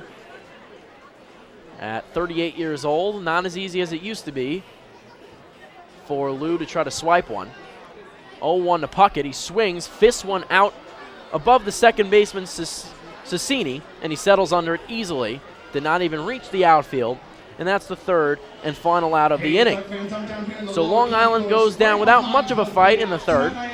No runs on one hit, no errors, and they leave one on base. So after 3 full innings of play, Camden Riversharks 1, Long Island Ducks 0. The Riversharks coming to bat up here, right here at Bethpage Ballpark. Hey fans, this is left-handed pitcher Tommy Oregon, and you're listening to Ducks Baseball on Long Island's home for news, traffic, and weather, 1039 LI News Radio. Few places on earth offer the charm and excitement of Fire Island. At Fire Island Ferries, located conveniently at 99 Maple Avenue in Bay Shore, they offer convenient travel to Fire Island 7 days a week. Fire Island is quickly becoming a top destination for families of all ages. Experience the informal, carefree communities, the dazzling night scene, enjoy fine dining, or climb to the top of one of the tallest lighthouses in the United States. But there's only one way to get there, by calling Fire Island Ferries at 631-665-3600 today. For fare and scheduling information, please visit fireislandferries.com. Hey Ducks fans, stay up to date with Long Island's hometown team by visiting Quack of the Bat, the official blog of the Long Island Ducks. Quack of the Bat will bring Ducks fans beyond the headlines with in-depth feature articles, breaking news stories, game previews, post-game wrap-ups, and so much more.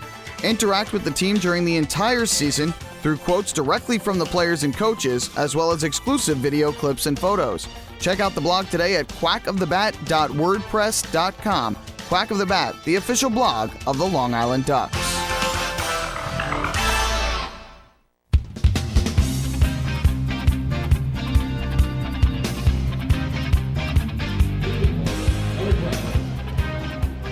Well, it's time for tonight's 4th inning trivia, where we test your knowledge of the Long Island Ducks and baseball as a whole. And tonight's question: the Ducks currently in the middle of a 6-game winning streak here in 2015, their longest of the season thus far. First pitch to Jose Heels, a fastball from Ian Marshall. What was the Ducks' longest winning streak of 2014? So last season, what was the longest winning streak for the team? And here's a hint. It began with a 4-game sweep right here at Bethpage Ballpark of their same opponent this evening, the Camden Riversharks. So what was the longest winning streak of 2014 for the Flock? I'll give you the answer at the bottom of the inning. So Ian Marshall ahead 0-2 on Jose Heel now. Heel swings and hits one out to deep center field, but not too deep. Lou Ford ranges under it, steps back a few feet, and he makes the easy catch for the first out of the inning.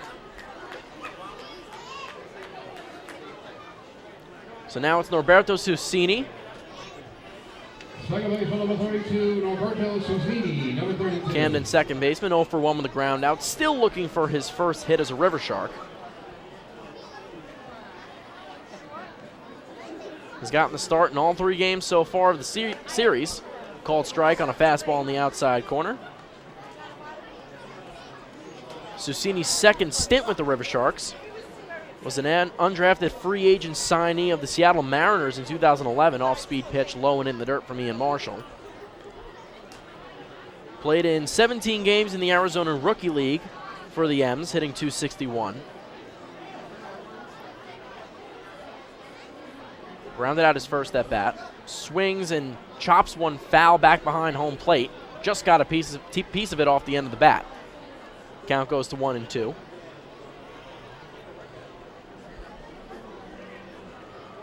On deck, the 9-hitter, Michael Rocket. singled in his first at bat. 1 run on 3 hits for Camden, the 1-2, and Susini swings. Did he get a piece of it? He did not, but Blank pounces on the ball that was rolling up the first baseline and tags out Susini to complete the strikeout. So it's a K for Susini. Third baseman number 2, Michael Rocket. And up comes the third baseman, Rocket.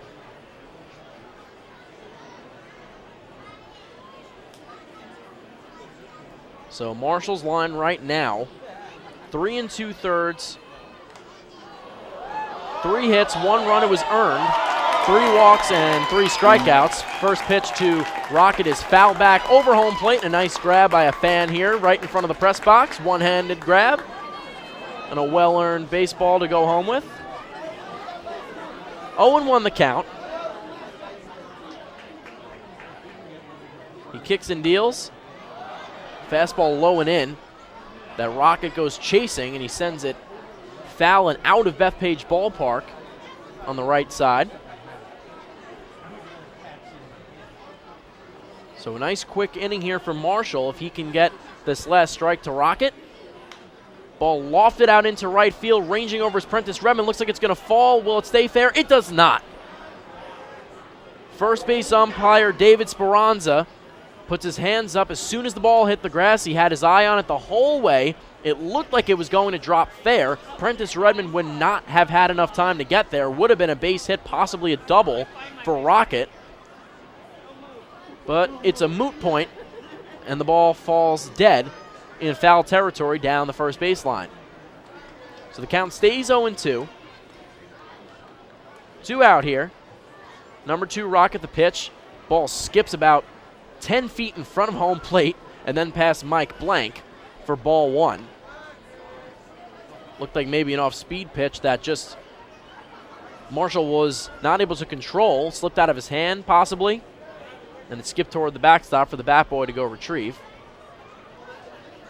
So 1-2 now. Brendan Chavez on deck. Marshall gets the sign from Blank into his windup. He kicks and deals, and it's hit out over the head of Dan Lyons into left field for a base hit. Fielding in his Delta Cleary Jr., he'll send it back in, and Michael Rocket now 2 for 2 with 2 singles, and he has scored the lone run of the game as well. So Brandon Chavez comes up to bat, but Michael Rocket having himself a nice night so far. Chavez last time up at the sacrifice bunt that helped set up Rocket to score on Mike Blank's error back in the 3rd inning.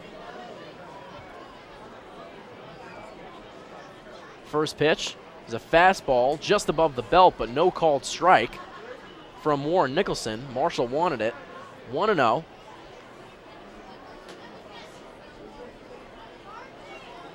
Rocket leading off of first. Marshall kicks and deals the 1-0. Fastball just misses off the outside edge for ball 2.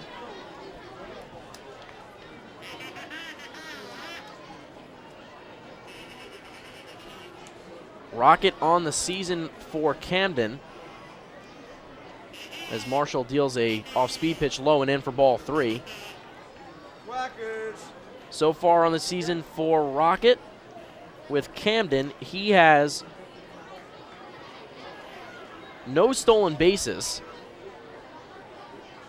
Has not been able to swipe one so far. 3-0 here. Doubtful that he'll be going right now. 2 away. Chavez takes a pitch up and in. Ball 4. So after going 0-2 to Michael Rocket with 2 outs and nobody on, Ian Marshall surrenders a single to the 9-hitter and now walks the leadoff hitter in Brandon Chavez. And there's 2 on for Evan Crawford, who singled in his at-bat last inning in the 3rd. Marshall's 4th walk. First pitch to Crawford is laced over to Dan Lyons at shortstop, fields it cleanly, and they get the force play at second base as Chavez is put out there. So it got a little bit scary there for Ian Marshall, but he works out of it. No runs on 1 hit, no errors, and 2 left on base. Score still 1-0 in favor of the Camden Riversharks after 3.5. We go to the bottom of the 4th. It's the Ducks coming up to bat from Bethpage Ballpark. Hey fans, this is Jose Morales, and you're listening to Ducks Baseball on Long Island's home for news, traffic, and weather. 1039 LI News Radio. Hey, Ducks fans, the official hotel of the Long Island Ducks is the Upsky Long Island Hotel in Hauppauge. It's centrally located on the north shore of Long Island and offers a home away from home for both business and leisure guests. The Upsky Long Island Hotel features an indoor pool, 24-hour business center, a fitness center, and complimentary Wi-Fi in all guest rooms. Enjoy the contemporary American cuisine at the Fountain Grill restaurant or grab a quick bite to eat at Cafe Pronto. Best of all, it's only minutes from Bethpage Ballpark. The Upsky Long Island Hotel, the official hotel of the Long Island Ducks. Call 231-1100 today. That's 631-231-1100. Family fun every time. Beautiful evening for baseball. Big action every time. He reaches up, it's gone! Great value every time. And the Ducks have won it 7-1. The Ducks schedule is loaded with new promotions this season, and with an average ticket price of just $10 and free parking, there is no better value on Long Island. For game times and tickets, visit liducks.com. Long Island Ducks Baseball. Good times every time.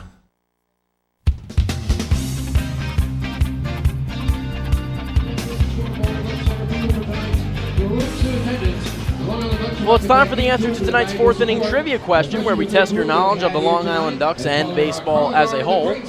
And back a few minutes ago in the top of the 4th, we asked you what was the longest winning streak of 2014 for the Long Island Ducks, and the hint that we gave you, it began with a 4-game sweep of this very same Camden Riversharks team right here at home at Bethpage Ballpark, the same feat that the Ducks are looking to accomplish with a win tonight and tomorrow. Well, the answer is 8 games. From August 29th to September 4th, the Ducks were able to win 8 straight games to help them get their longest winning streak of 2014. They capped it off with a doubleheader sweep of the Sugarland Skeeters on September 4th, and that was on the road. Eric Neeson and Bob Zimmerman were the winning pitchers for those 2 games. So right now, 6 games is the number that they are at, trying to extend it to 7 and then 8 tomorrow, and we'll see where it goes from there.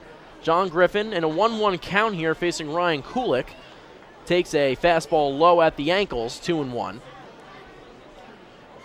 Griffin grounding into that 1-2-3 double play in the first inning with the bases loaded. This time, golfs one out at his ankles. Falling in at center field. Is anyone going to get there at the last second? Evan Crawford comes in. He's not going to be able to get there. Carlos Guzman, Evan Crawford, and Norberto Susini. It falls in between the trio of Camden Riversharks in right center field, and John Griffin is aboard at first base. So after that grueling double play in the first inning, Griffin rebounds and is able to get on base with a single that falls into the Bermuda Triangle. And it brings up Prentice Redmond, grounded out to third base in his first at-bat. Kulik will throw over to first base here just to keep Griffin honest. Did not have a big lead whatsoever. But Kulik, the southpaw, not taking any chances. And, of course, lefties known to have great pickoff moves to first base, or at least a better vantage point to get runners guessing and pick off more runners. Kicks and deals here. The first pitch to Redmond. He takes a fastball in the inside corner. Looks at Warren Nicholson, has a few words, wants an explanation about the call. So 0-1.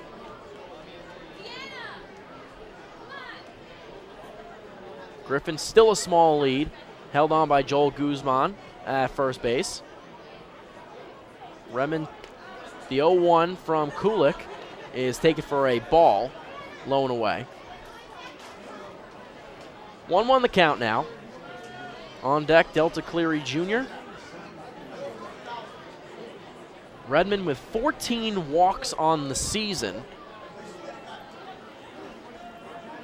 1-1 pitch from Kulik is taken for a strike on the outside corner, a fastball. And we told you earlier that he's reached base safely in all 17 games that he has played as a Long Island Duck. And during his 17 consecutive on-base streak in 17 games, he has drawn 14 walks, including at least one in 9 of his last 10 games. Off speed in the dirt from Kulik, taken for a ball by Redmond. So that is an incredible feat by Prentice Redmond.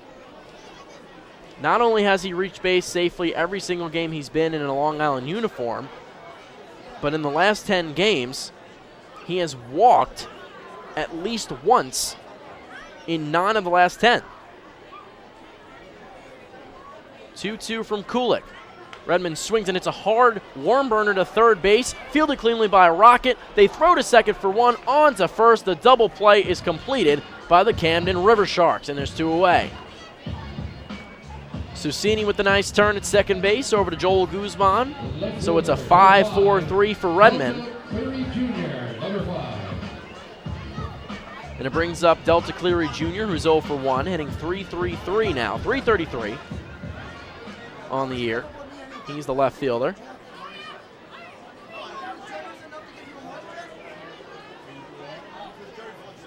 Grounded out to second base. And that was a big double play ball for Ryan Kulik. Cleary Jr. takes a fastball right down the pipe for the first called strike of the at-bat. 0-1, 2 away here on the double play. 1 run on 4 hits for Camden, no runs on 3 hits for the Flock. 0-1, Cleary Jr. chops one. Foul right around home plate, and it's 0-2.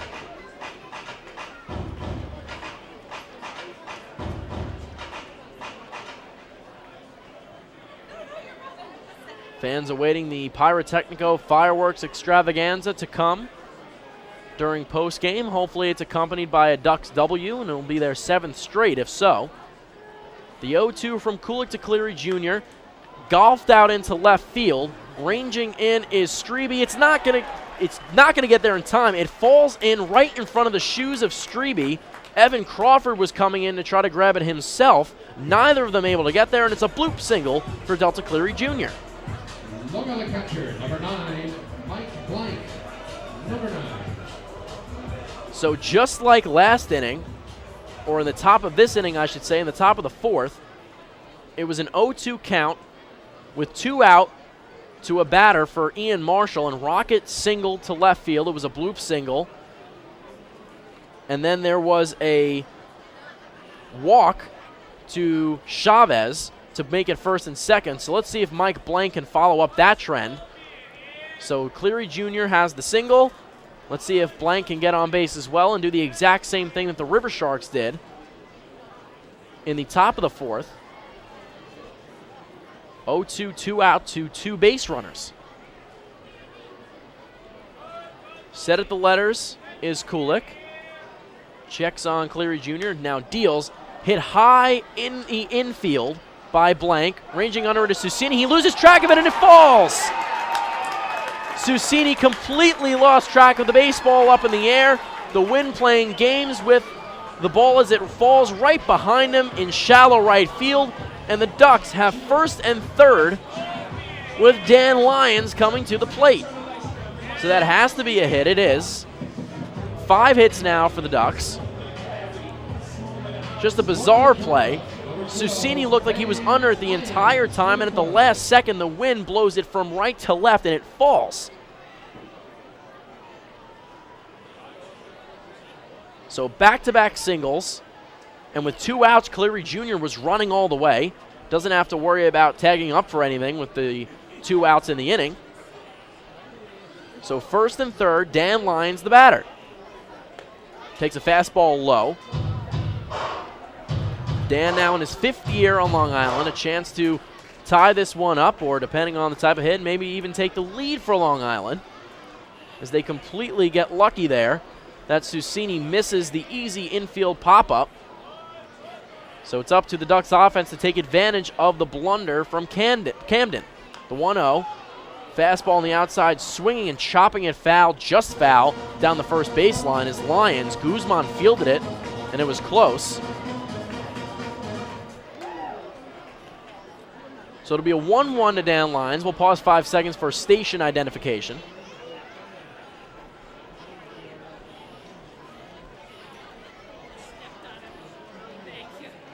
Back here at Bethpage Ballpark, 1-1 count, 2 out. Dan Lyons, the batter, first and third. Mike Blank at third, Delta Cleary Jr. at first. Lyons swings and chops one in play down the third baseline. There it is. There's the call. It definitely looked like a foul ball. I apologize for the hesitation. It definitely seemed like the ball was in foul territory. Michael Rocket really trying to sell the play. He fielded it on the backhand and threw over to first, but it was a foul ball from the beginning. So 1-2 the count, 2 out. Cleary Jr. at third.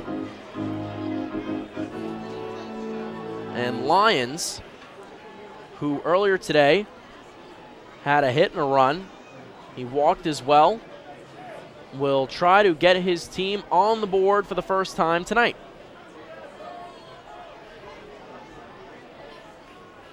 Kulik hovering around 70 pitches now. He's at about 65 to 66. 1-2. He deals. Fastball low and in. So 2-2 count, 2 out. Camden will have the force play at second up the middle. Lyons looking for a pitch to drive here. Brian Sabatella in the top of the order on deck.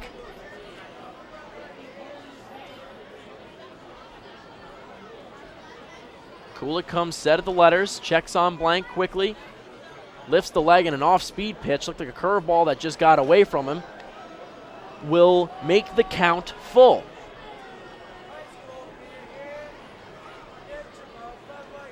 So 3-2, 2 outs, and despite 5 hits, the Ducks have yet to score a run in the nightcap of the Day 9 doubleheader.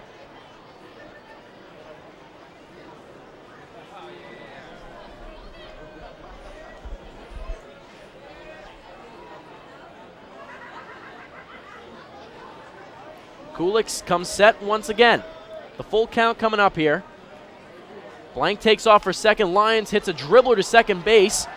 Susini fields it, but Lyons is going to beat it out at first base. Susini took way too much time to field it. Dan Lyons down the first baseline, and he's aboard safely with an infield hit and an RBI. The game is tied at 1.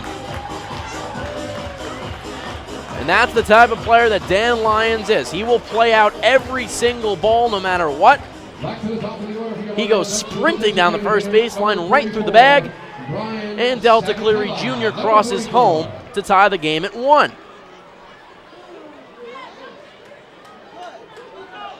Blank will move to second. Did not go to third on the throw.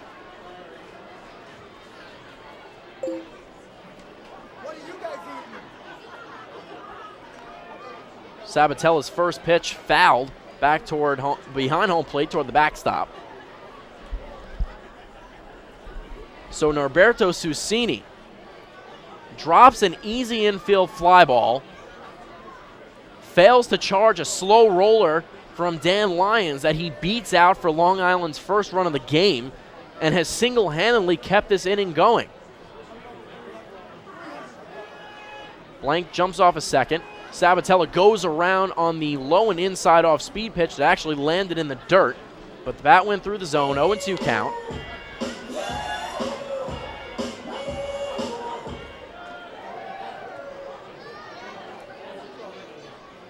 Regi Corona on deck. Sabatella 1 for 2, led off the game with a double when Long Island came to bat for the first time in the bottom of the first.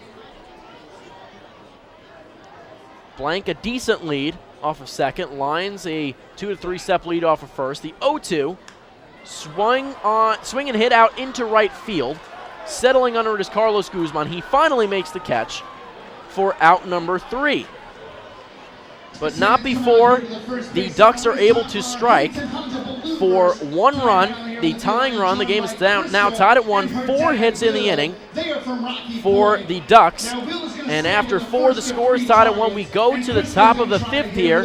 Ian Marshall set to go out there and keep things moving along here for the Long Island Ducks right here from Bethpage Ballpark.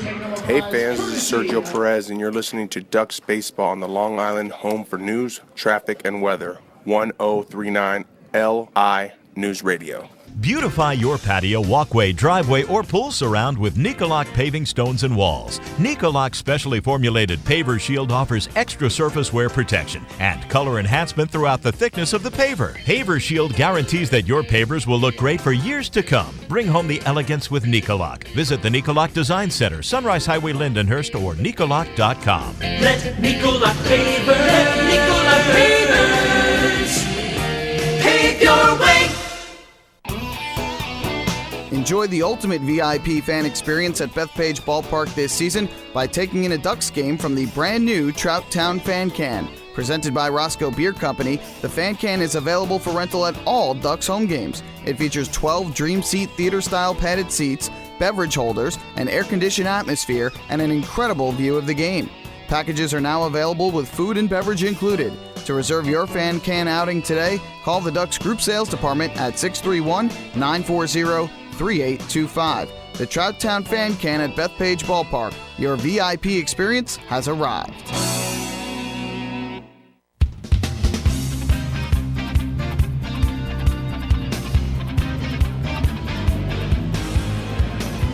Fans, don't forget to stop by the Waddle Inn shop on your next visit to the Duck Pond, where exclusive hard-to-find Ducks memorabilia is now on sale. Proceeds benefit the Quacker Jack Foundation, the charitable arm of the Long Island Ducks. So Ryan Strebe, the left fielder for Camden, will lead things off here against Ian Marshall. Ryan Strebe, number 33.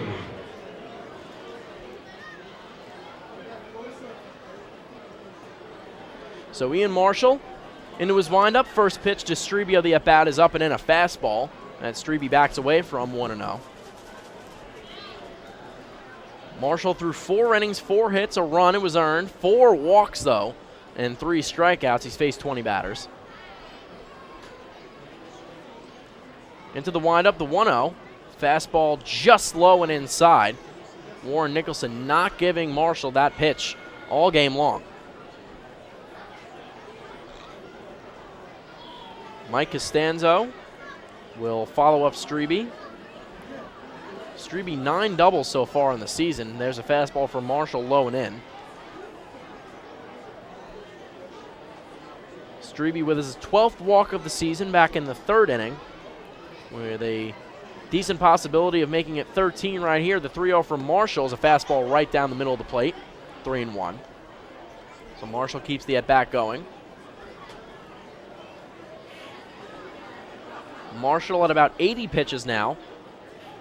The 3-1, fastball just low and off the plate, and Marshall can't believe it, has his hands up in the air. He wants to know where that pitch was, and Warren Nicholson says it was low. It seemed like anything it would be outside.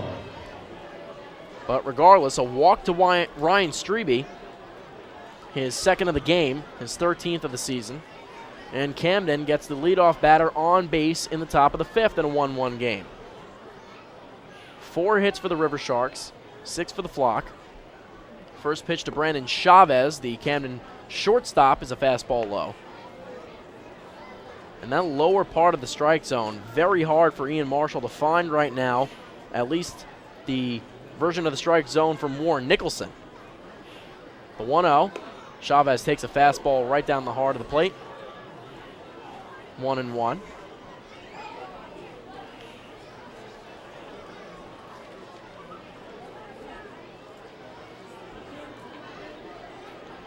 He checks briefly on Strebe. Hitting from the left side is Chavez. Takes a strong hack and a foul ball out behind home plate and out of the park. 1-2.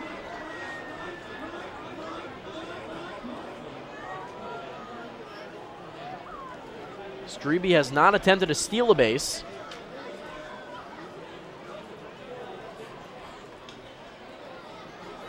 Mike Costanzo at the plate for Camden, the DH, as Marshall steps off. Brandon Chavez worked a walk in his last at-bat in the 4th inning. This is Costanzo now with hit a homer last night. Earlier today, I should say. 1-2, and Costanzo goes flailing at it. He goes down swinging on strikes. And that's the first out of the inning for Ian Marshall. Ian Marshall means another K on the Cradle Aviation K board. So it brings up 6'7" Joel Guzman. Number 27 hitting from the right side, 0 for 1 so far. Walked in his last at bat. One of 5 walks now for Marshall in the contest.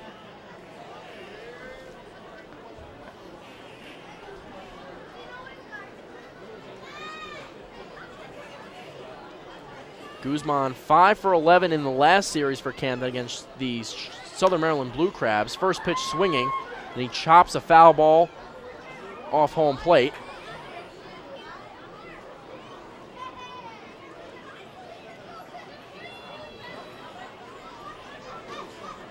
So it'll be an 0-1 upcoming to Guzman.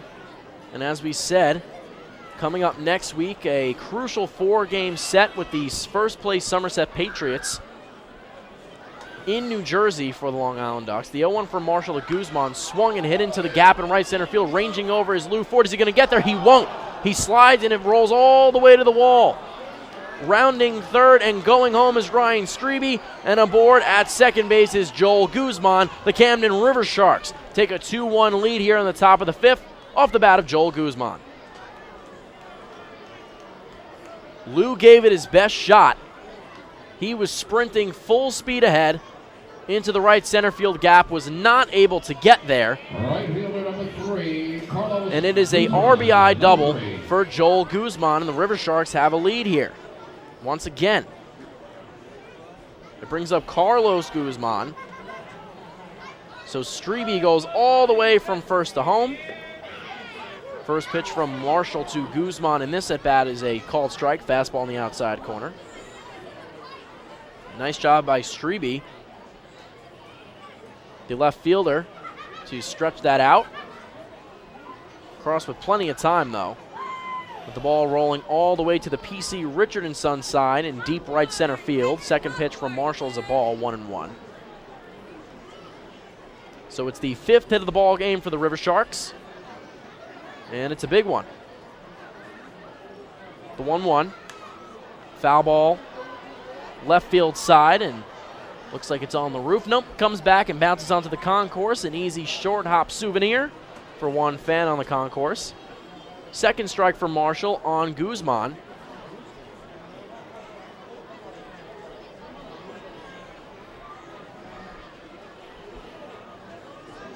On deck is Jose Heel, the Camden catcher. The 1-2. Off-speed pitch bounces off the chest protector. Nice job by Mike Blank to block it. Brings the count even at 2-2. Marshall up over 90 pitches now. So more than likely this will probably be his last inning out on the bump for manager Kevin Baez.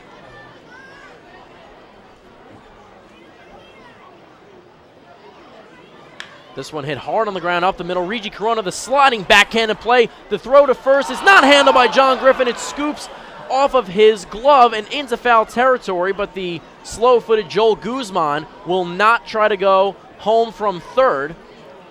And that should be an error on Reggie Corona. It is. It's an E4. The second error of the game for the Long Island Ducks. Mike Blank was the player who had the first. Now Corona with another one after he dropped a over-the-shoulder catch a few innings ago. So defensively, a struggle for the Ducks in the nightcap of the day-night doubleheader. So now it's first and third with both Guzmans aboard for the Camden Riversharks, and it brings up Jose Heel.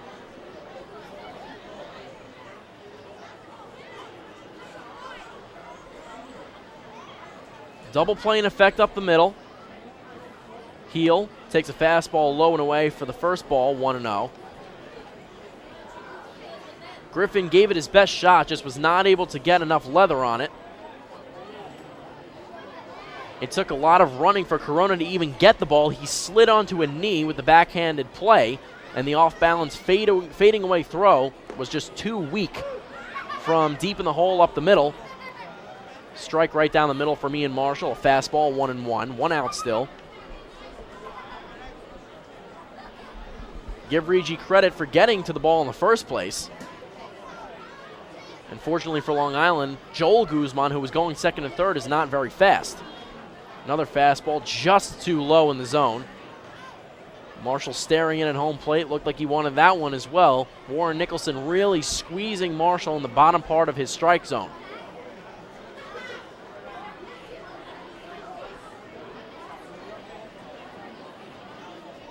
Carlos Guzman leads off of first. Joel Guzman off of third. The pitch swung on and hit right back to the backstop, just below the netting behind home plate, and it's the second strike. 2-2 count. Big pitch for Ian Marshall. If he can keep this a 2-1 game, that is not that bad of a job, considering the hole he's dug himself into here, or his teammates have dug him into, would be the more proper way to put it.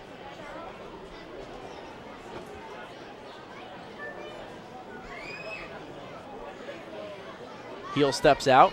Marshall and Blank will reset.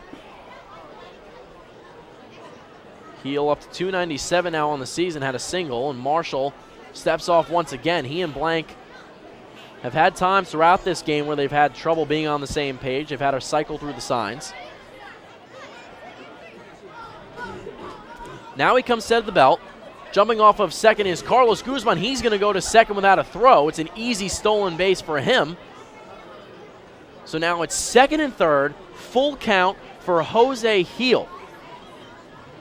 It actually looked like Carlos Guzman had guessed wrong. He thought Marshall was going to go to home plate earlier than he actually did, but Marshall did not know that he was jumping off of first base so early. If he would have thrown over to Griffin, they would have had Guzman by a mile. So a full count pitch coming up to Jose Heel. The 3-2 is a off-speed pitch in the dirt, and that will load the bases for Norberto Susini. Susini, who dropped a infield pop-up last inning while the Ducks were at bat, and then allowed Dan Lyons to get aboard on an infield single because he didn't charge it, with a chance for redemption here. Again, Camden on top, 2-1. They have 5 hits. Bases loaded for their second baseman, Susini. The Ducks with the 1 run on 6 hits. At the table in front of the Water Wind Shop, in the upper concourse behind home plate, we'll announce the winning 50-50 raffle ticket number at the end of the 7th inning. So pick up your tickets now. And for Carlos Guzman, that stolen base was his 6th of the season, so he ties Dan Hennigan, who's on the inactive list for the team lead. He has 6. Susini staring at Ian Marshall. The first pitch. Fastball off the outside edge for ball 1. Marshall with 6 walks in 4 1/3 here from the Duck Pond tonight. And Camden with a chance to get on top by even more here. Swings at the 1-0 pitch. Susini knocks it foul over the Camden dugout and out of play. 1-1 the count now.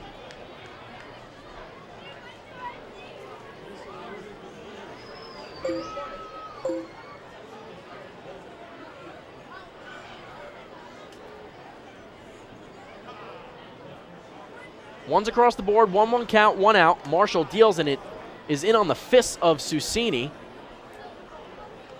And off the mask of Mike Blank back toward the Riversharks dugout, and there's 2 strikes. And boy, would Marshall love a ground ball here. Susini still looking for his first hit as a Camden Rivershark in his 3rd game now, going back to last night. Did not have a hit against John Brownell, did not have a hit today against a bunch of Ducks pitchers, and has yet to have one here. Fastball low from Ian Marshall, 2-2.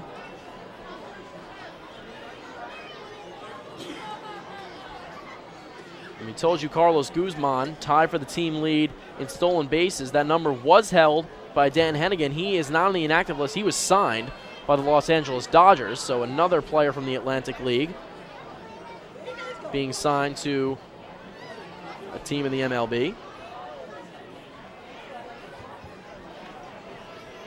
Base is still loaded.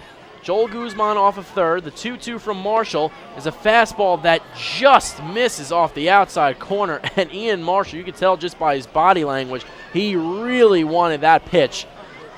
The count now full, 3-2, 1 out, so the runners will not be in motion. And Susini is the batter. Marshall, set of the belt. He deals. Fastball low and away, and he walks in a run.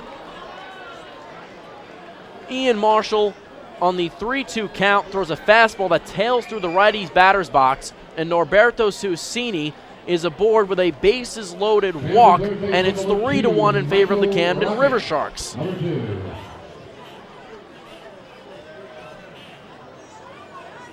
So Marshall not able to work out of the jam without allowing a run. First pitch to Michael Rocket, an aggressive cut from the 9-hitter on the fastball low and in the dirt, and it's 0-1.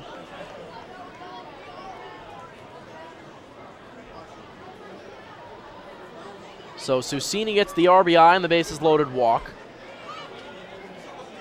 His first RBI as a Camden Rivershark, still without the hit. Rocket swings at the 0-1 and fists one foul, right field side and onto the concourse, 0-2.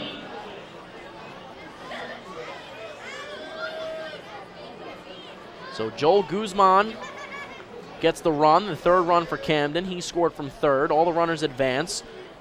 Carlos Guzman goes second and third. Jose Heel first to second.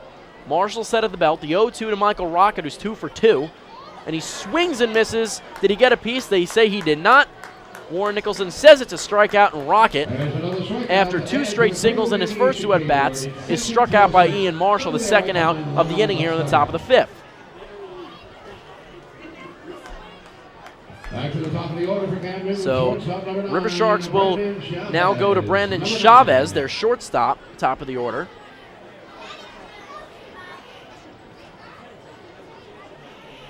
Chavez 0 for 1, grounded out to second at a sacrifice bunt and then walked in his last at-bat. Chavez swings to the first pitch, hits a easy line drive right to the face of Regi Corona, puts up the glove for the easy third and final out.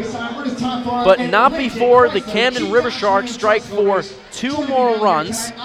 Ian Marshall walks 3. There was a Ducks error, and the bases were left loaded.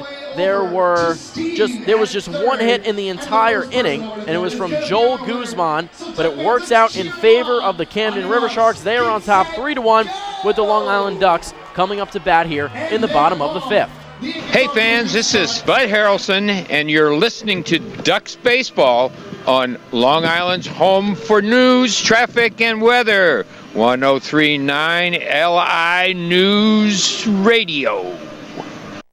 Thinking about buying or refinancing a home? Start by attending a free MCU home buying seminar. Then speak with one of our loan specialists who will guide you through the loan process. With an affordable mortgage from Municipal Credit Union, Home Sweet Home will be a little sweeter.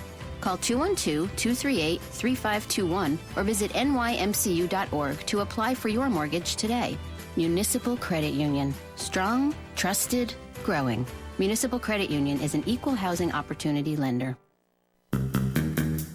Take your group out to the ball game this season and enjoy all the fun of Ducks baseball at discounted prices with the Hebrew National Picnic Area, luxury suites, the Smokin' Owls Party Deck, the Trout Town Fan Can, and so much more. Bringing your group to the game will be an unforgettable experience. The Ducks even offer opportunities to sing the national anthem, serve as the Ridgewood Savings Bank color guard, be the Nicolak Dream Team, put on a pregame performance, or shag fly balls during Ducks batting practice. To book your outing today, call 631-940-3825 and ask for the group sales department. Long Island Ducks Baseball. Good times every time.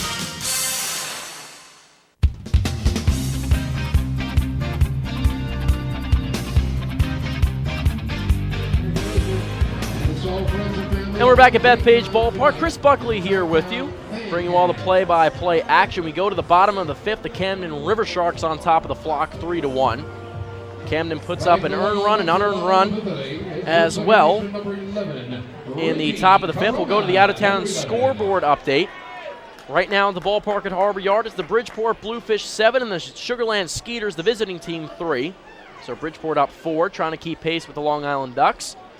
From Santander Stadium, Somerset Patriots all over the York Revolution, 9-2. The road team comes in, and the Pats are up 7, 9-2. They continue to dominate teams, and they still remain in first place in Liberty Division at 19-8, looking for their league-leading 20th win of the season in that game from York, Pennsylvania.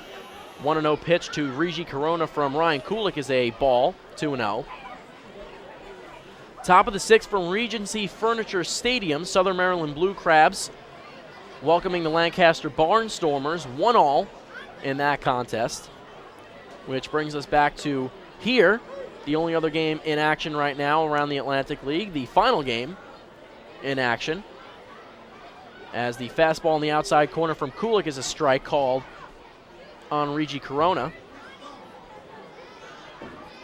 In the majors, we'll get to those scores in a moment. The 2-1 hit hard on the ground to Cecchini. He bobbles it.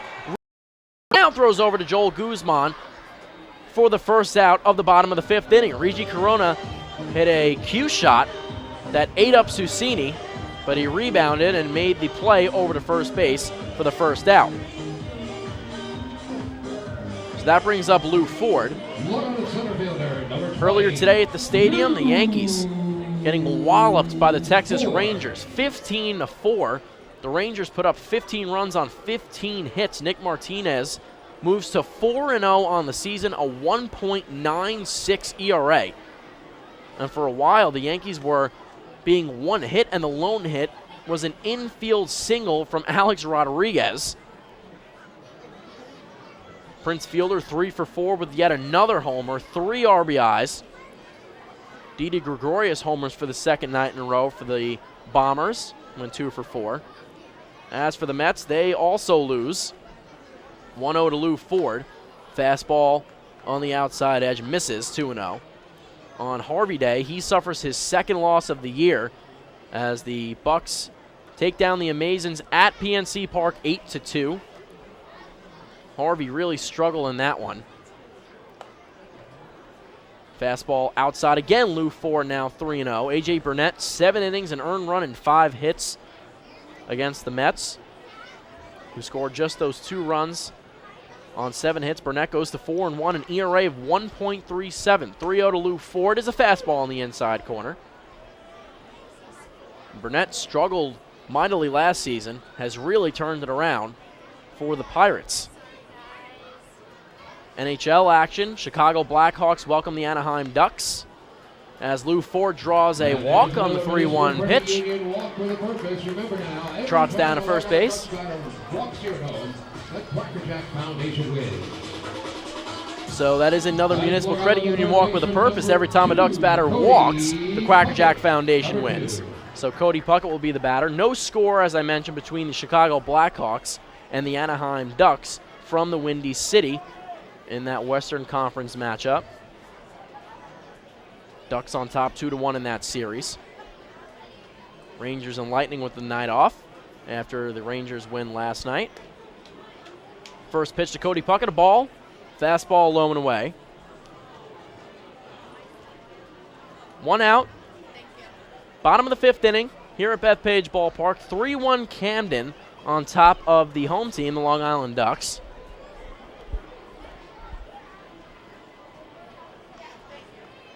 Ford with a very small lead off of first base. He's not going anywhere. Kulik deals. Chopper to third base. Fielded cleanly by Rocket to Cecchini at second for 1. On to first.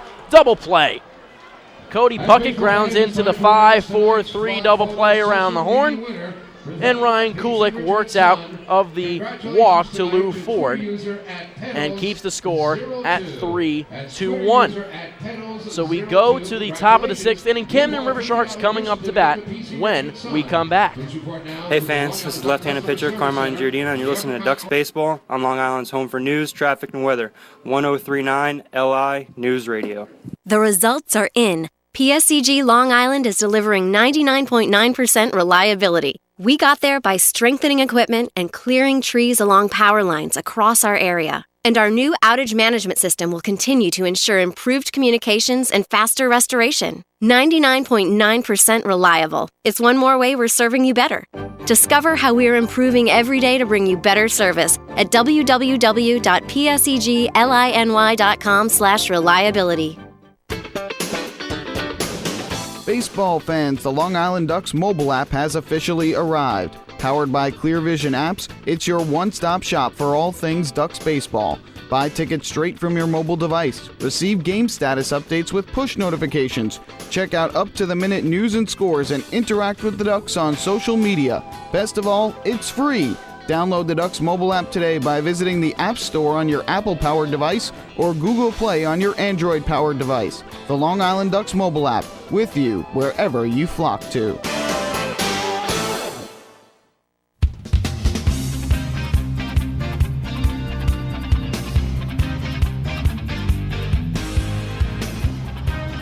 Follow all season long, Ducks fans, as the Long Island Ducks try and meet the Chappie's Home Run Challenge.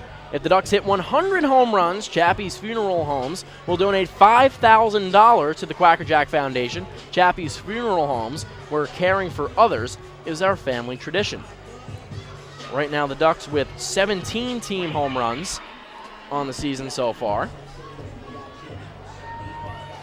And with pitching change right now, in comes Eric Neeson, out is Ian Marshall.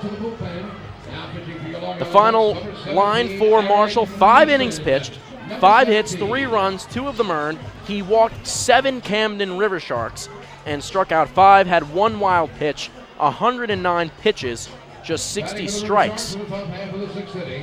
So, judging by the 7 walks, you could tell that Ian Marshall really had trouble finding the zone this evening.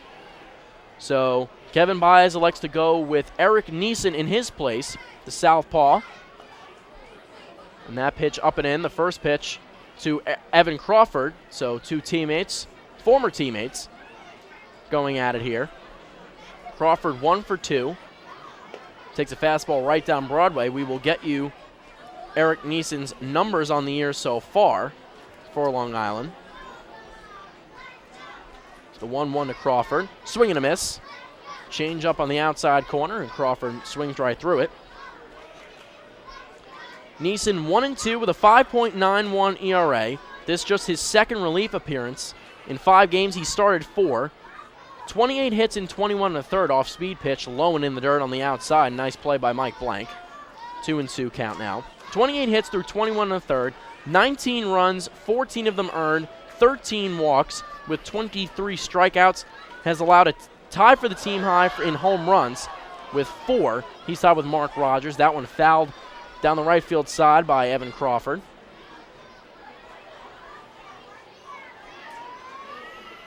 So the 2-2 now from Neeson, the lefty. Almost hits Evan Crawford. He has to jump and dance out of the way of it at the very last moment there, and the count goes full to 3-2.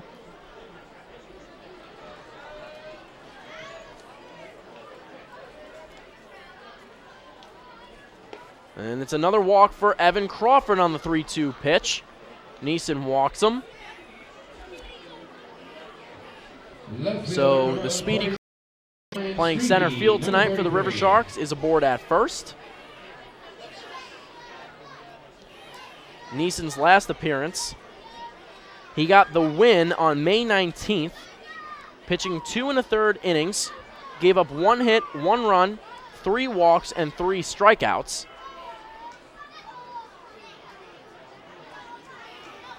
And that game was a 4-1 win over the York Revolution, the series opener from Pennsylvania. After the weather debacle on Monday night of this past week, Neeson, the first pitch, swing and a miss from Ryan Strebe. He swings through the off-speed pitch. 0-1.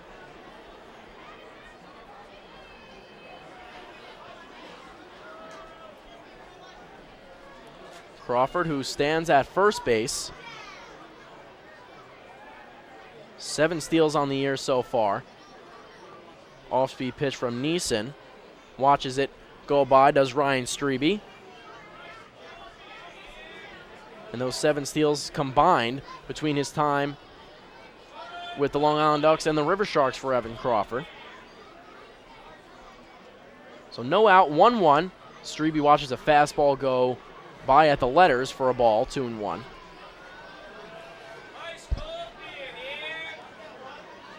So we told you about that important 4-game set coming up with the Somerset Patriots, and that will be from the 27th through the 30th following the Memorial Day days off.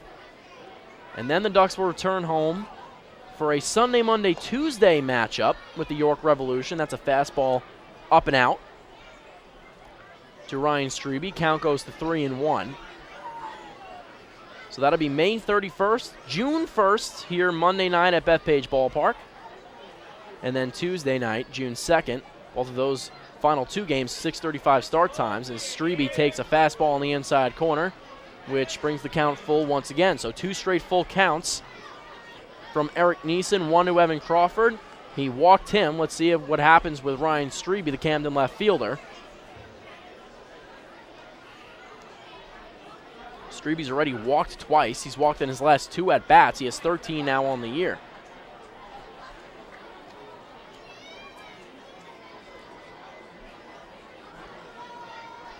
Strebe, the former Detroit Tigers minor league player of the year in 2008.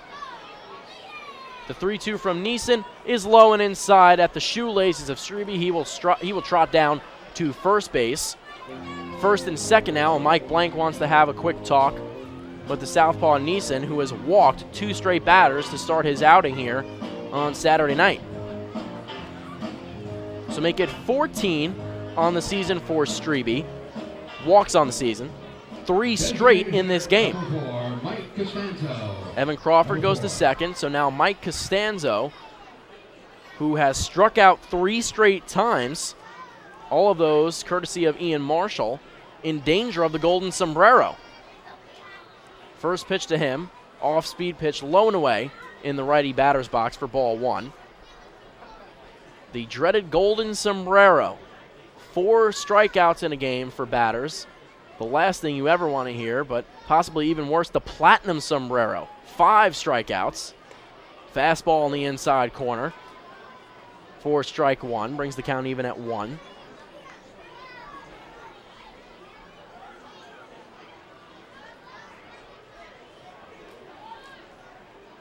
Neeson works quickly, comes set at the letters, kicks and deals, and hit hard into right field. It's going to fall to the right of Prentice Redmond. He will field it with a bare hand, throws it in. Evan Crawford does not go home. Hustling back to second base is Ryan Strebe. He thought Evan Crawford was going to go home, but Pedro Swan Jr. held his center fielder up as he rounded third, and Strebe had to run back to second base at the last second. Luckily for the former Duck, John Griffin mishandled the relay throw from right field from the hand of Prentice Redmond. And now we have bases loaded on the single from Costanzo. So he does not get the golden sombrero, at least not yet in this game. And he responds with a single. Strebe will stay at second, Crawford at third. And the bases are juiced for Joel Guzman.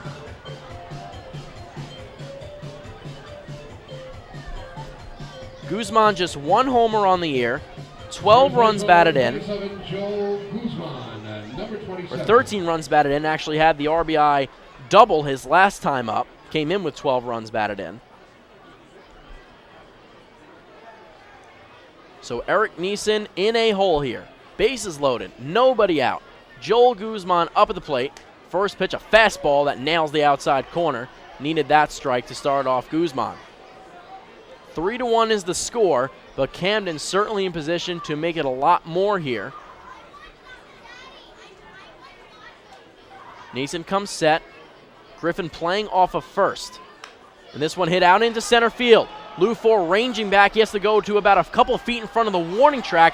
Now makes the catch. He throws back into Rigi Corona on the relay, but trotting home from third base easily to make it a 4-1 game is the center fielder for Camden, Evan Crawford. Right fielder number 3, Carlos Guzman, number 3. So it's a sacrifice fly to center for Joel Guzman, and the Riversharks now go ahead 3, and it's 4-1.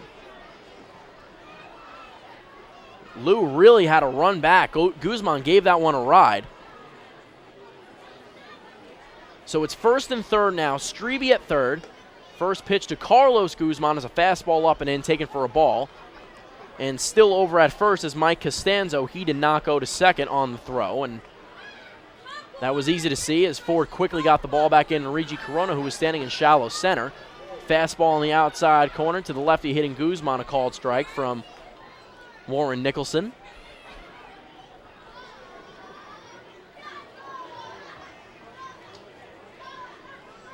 So Evan Crawford, the 4th run of the game for the Riversharks. Fastball inside to Carlos Guzman. Brings the count to 2-1. Carlos Guzman coming into the night with 14 RBIs. The 2-1, fastball low. And a lot like Ian Marshall, Neeson having trouble finding the strike zone here.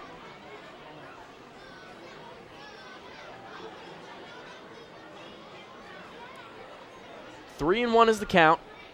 Costanzo off first, Strebe off third, and a fastball up and in. Almost hits Carlos Guzman. He is aborted with a base on balls. So the walks continue for Ducks pitching. And it's the bases loaded once again. And Jose Heel will be the batter. Catcher number 12, Jose Heel, number 12. So Strebe at third, Costanzo at second, and Carlos Guzman at first base, and Kevin Baez is going to come out here. We'll see if we get a pitching change.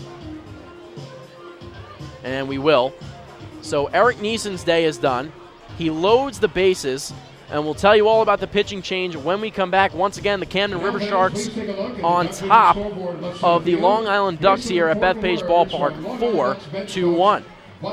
Hey fans, this is Marty Jansen, and you're listening to Ducks Baseball on Long Island's home for news, traffic, and weather.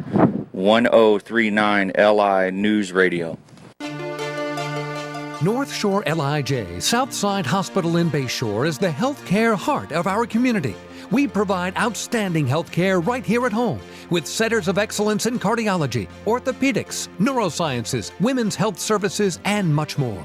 Experience counts, and North Shore LIJ Southside Hospital has been around for nearly a century of care. For more information, please call 631-968-3000 or visit us on the web at www.nslij.com. Family fun every time. Beautiful evening for baseball. Big action every time. He reaches up, it's gone! Great value every time. And the Ducks have won it 7-1.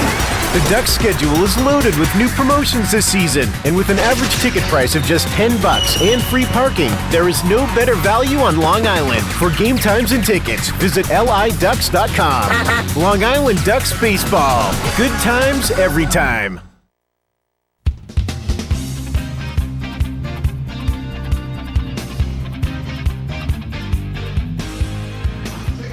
Back at Bethpage Ballpark, Chris Buckley here with you.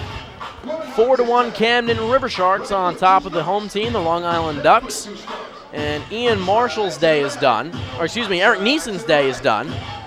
Both of them are off the mound now, and in comes Nick Struck.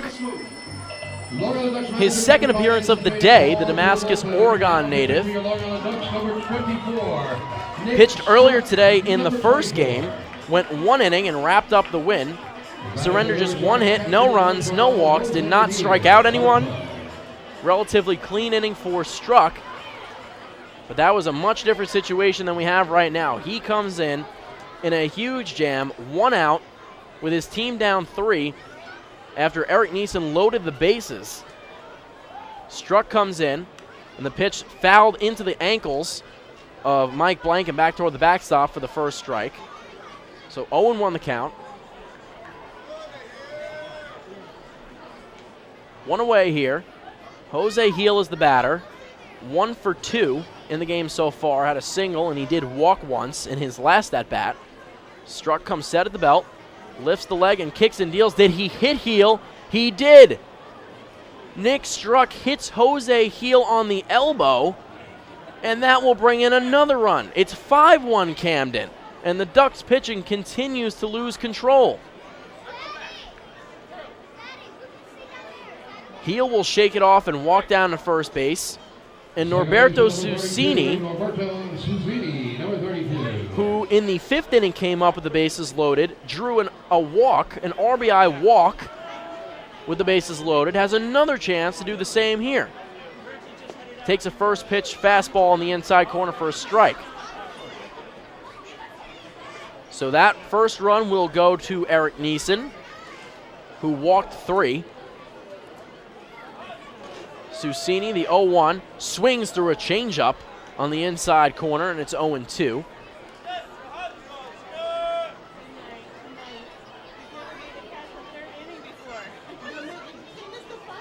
So aboard at third is Costanzo. The 0-2 is fouled off and out of play off the bat of Cecchini. So Costanzo at third. It is Carlos Guzman at second base, and Jose Gil is the runner aboard at first. Susini still looking for that elusive first hit as a Camden Rivershark this season. The 0-2 from Struck, curveball, low and away. Susini with a good eye takes it and watches it go by into the glove of Mike Blank. 1-2 now the count, 1 away. Struck and the Long Island Ducks in dire need of a ground ball here to try to roll a pair. The 1-2. Off-speed pitch just misses off the outside corner. Brings the count even at 2-2.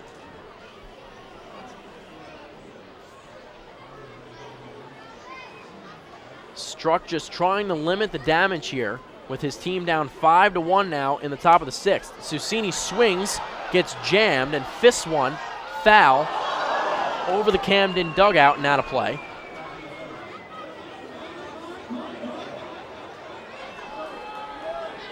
So the count will stay at 2-2. Susini will do it again. Struck will do it again. Susini hitting from the left side. Bases loaded, 2-2. Here's Struck's pitch. Swing and a miss. Norberto Susini goes down swinging. His second strikeout of the game.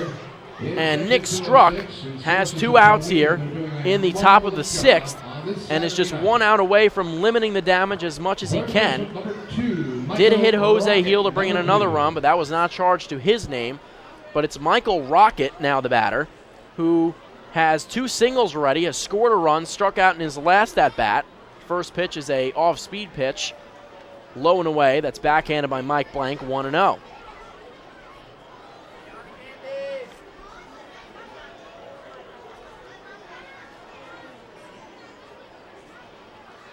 The 1-0 from Struck. Hit up through the middle, ranging over his Dan Lyons. He's cut off by Regi Corona. He's not going to have a throw to first. And the ball goes in the middle of no man's land after it bounces over the bare hand of Nick Struck. Didn't want to go up and get it. And Corona came in front of Lyons. All the runners are safe, and a run scores as Costanzo touches home and makes it a 6-1 game in favor of the Camden Riversharks.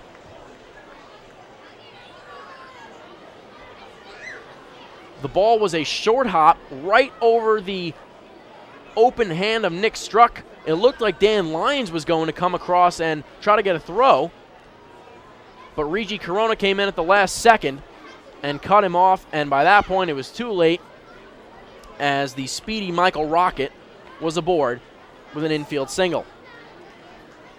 And an RBI as well. 7 hits, 6 runs for Camden, 6 hits, 1 run for the Long Island Ducks. 1-0 is low and in, 2-0, and that tells you right there how much of an impact the walks from the Ducks pitching staff have had on this game. So now Brandon Chavez is the batter as the Riversharks have hit around here. They called strike on a fastball on the outside corner. So if you're keeping score at home and Chavez gets aboard here, be prepared to do some changing to your scorecard. You might have to move over an inning. The 2-1. Fisted on the infield. Dan Lyons comes in and that makes the shoestring catch to retire the side. Chavez got jammed.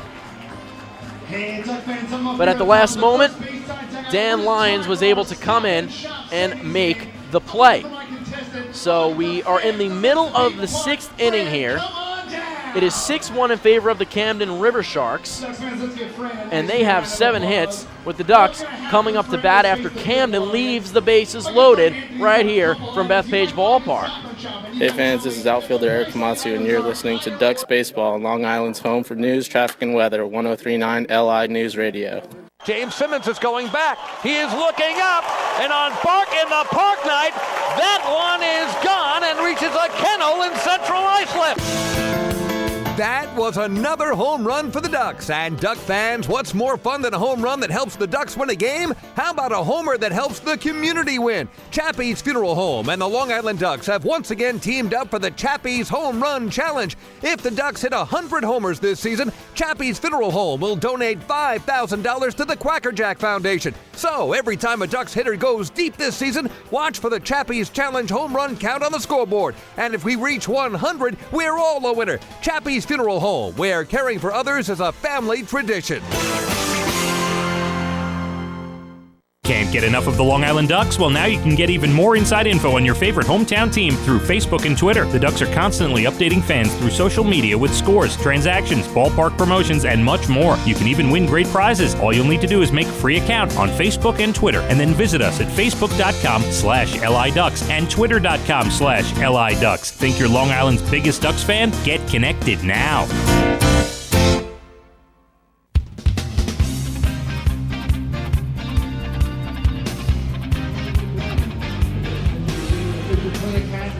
Back at Bethpage Ballpark, 6-1 Camden on top of the Long Island Ducks, who are coming up to bat in the bottom of the 6th.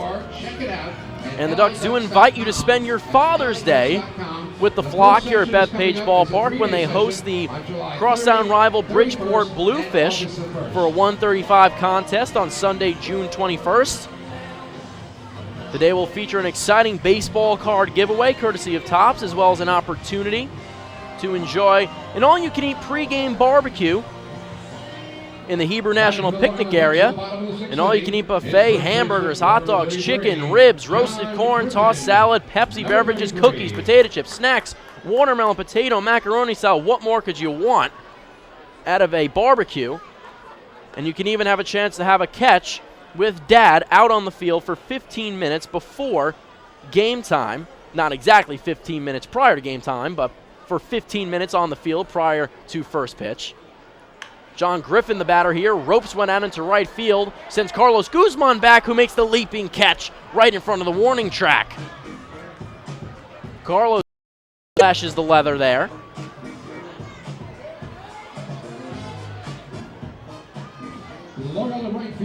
So one away here in the bottom of the 6th, as Griffin is retired for the first out.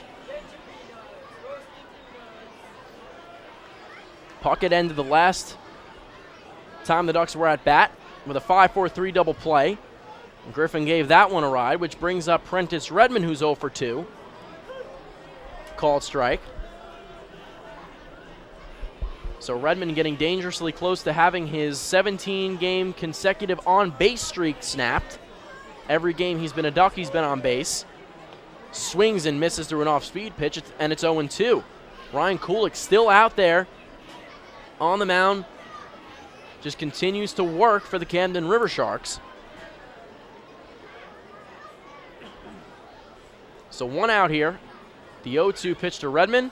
Off-speed pitch low and in at the ankles. It bounces and ricochets in front of home plate, 1-2.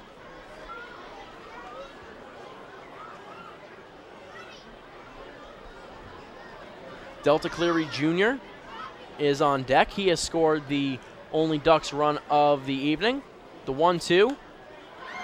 And Prentice Redmond stays alive by chopping on a fastball, which goes up on top of the roof here at Bethpage Ballpark. Well, the Bridgeport Bluefish have defeated the Sugarland Skeeters at the ballpark at Harbor Yard across the Long Island Sound up in Bridgeport, Connecticut. 7-3 is the final. Somerset Patriots 10-2 on top of the York Revolution now from Santander Stadium, top of the 7th there in New York. And in the top of the 8th from Regency Furniture Stadium in Southern Maryland, the Blue Crabs now have a 3-1 lead on the Lancaster Barnstormers.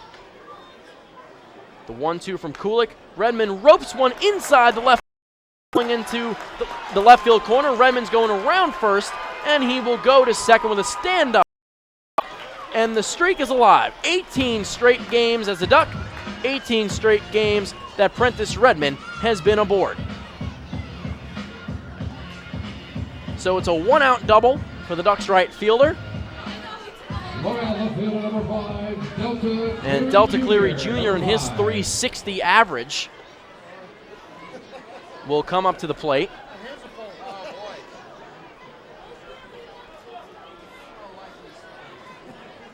The official attendance for tonight's ball game, 5,776 here at Bethpage Ballpark, all anxiously awaiting the fireworks extravaganza to come after this Ducks game is complete. Called strike on the outside corner from Delta Cleary Jr. from Ryan Kulik.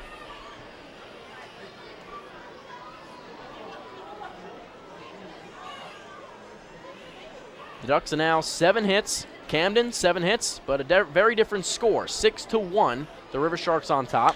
And now Delta Cleary Jr. lost one into center field, but ranging over to his left is Brandon Chavez, the shortstop. It looked like it might fall, but Delta Cleary Jr. is robbed of a blue hit to center field by Chavez, and there's 2 away. Look at the catcher, number 9, Mike Blank, number 9. So Mike Blank, who cost the Ducks one of the 6 runs allowed to the Camden Riversharks on an error that he had back in the 3rd inning that allowed Michael Rocket to score, will come up here with a chance to try to get the run back. Prentice Redmond leads off second. Kulik, the first pitch to Blank, and it's a fastball on the outside corner. Take it for a called strike. 0-1 to Blank now.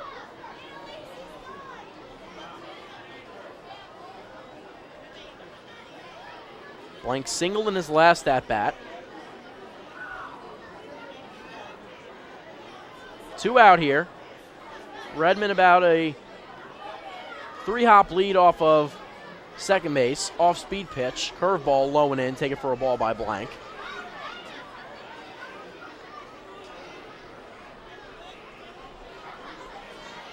So again, this series will wrap up tomorrow afternoon. 1:35 first pitch.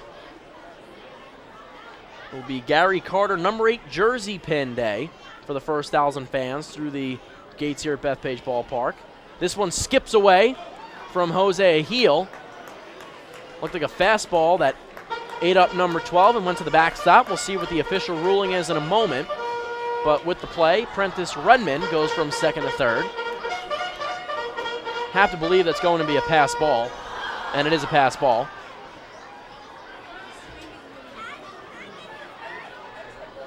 So that's 1 charge to Jose Heel. First of the game. So 2-1. Mike Blank, the batter, with Prentice Redmond leading off of third. 2-1 pitch coming up. Swings and misses through a fastball. So count comes even, 2-2. Let's see if the Ducks backstop could try to put a ball in play here and make it a 6-2 game here in the bottom of the 6th.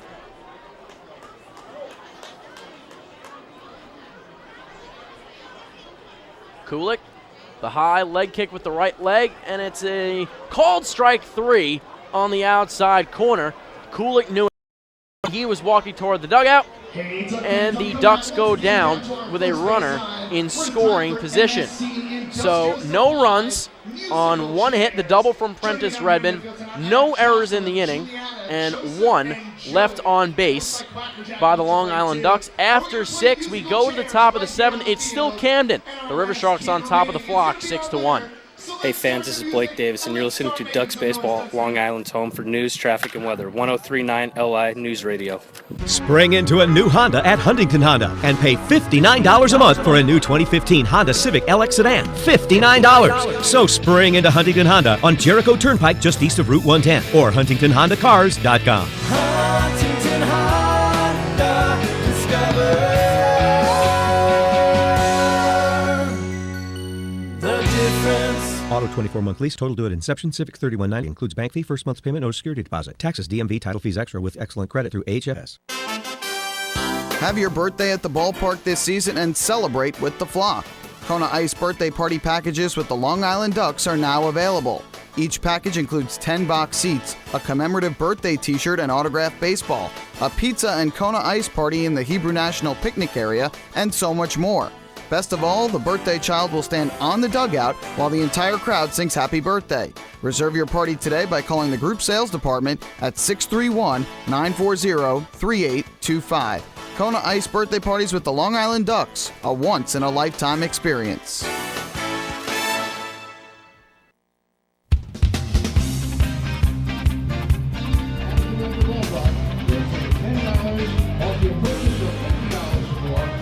Hey Ducks fans, chill out with a cold cup of Hampton Coffee Company gourmet iced coffee, available at the concession stands at Bethpage Ballpark. Hampton Coffee is the preferred coffee of the Long Island Ducks. Visit HamptonCoffeeCompany.com or visit their cafes in the Hamptons.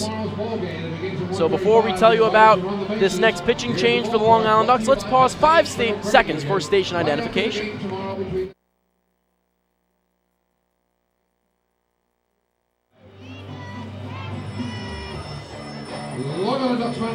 So Ducks manager Kevin Baez electing to make a call to the bullpen here. So Eric Neeson is out, Nick Struck is out, and in comes Tommy Organ. We'll get you his numbers on the season so far. For Oregon, 1-0, a 5.91 ERA, has pitched in 12 games, all relief appearances, 18 hits in 10 2/3 innings of work, 7 runs, all earned, 5 walks, and 10 strikeouts. Has allowed 5 doubles on the season through those 10 2/3 innings of work. So the first batter he faces is his former teammate Evan Crawford. The tall, lanky lefty kicks and deals, and it's a fastball right on the outside corner. And Oregon gets ahead 0-1. So the Riversharks hit around in the 6th inning. Crawford swings and misses on a changeup. That was a beauty from Tommy Organ. And it's 0-2. Crawford led the inning off with a walk in the 6th, and now he leads off the inning here in the 7th. Oregon ahead 0-2. That ball lofted foul down the right field line onto the concourse.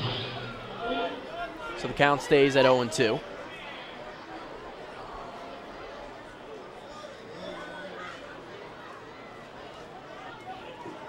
Oregon into the motion. The lefty deals, curveball, hit off the glove of Cody Puckett and into the left field corner. Crawford rounds first and trots into second. We'll see what the official scoring is. They're going to give him a hit. It is a hit. Right away up on the scoreboard, the H pops up. So Crawford is on. Left fielder number 33, Ryan Strebe, number 33. He's at second base easily. And it looks like the trainer actually going to come out here and take a look at Crawford. I'm not sure if he may have pulled something or rolled an ankle on the way out to second base.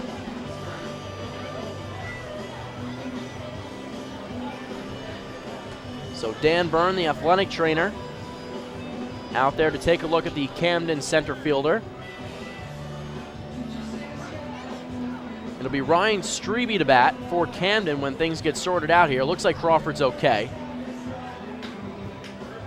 He's still standing at second. Manager Chris Widger out there trying to negotiate things, see what's going on.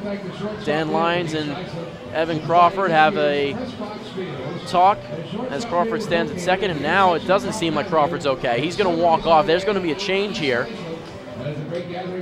We'll see who comes in to run for Crawford, who got aboard, standing at second with the hit off of Cody Puckett's glove. And it looks like it's going to be number 1, Stephen Bull, who was coaching first base when Crawford hit that baseball. So how about that? First base coach turned pinch runner at second base for the Camden Riversharks.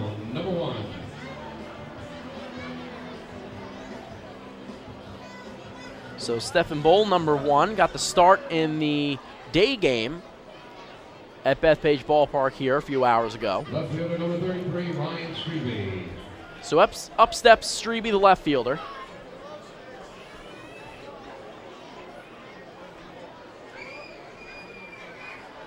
Strebe now with 3 straight walks, has 2 runs. Still with just that one official at bat. Oregon deals. Fastball on the outside corner, a called strike.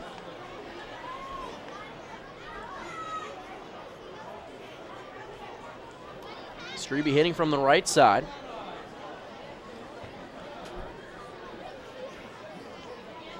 Oregon comes set at the letters, checks on Bull at second base. Oregon with the leg kick. The 0-1 as a fastball misses just inside. Mike Blank holding that ball there for an extra second or two to see if they would get the call. They do not. So Oregon has the count now at 1-1.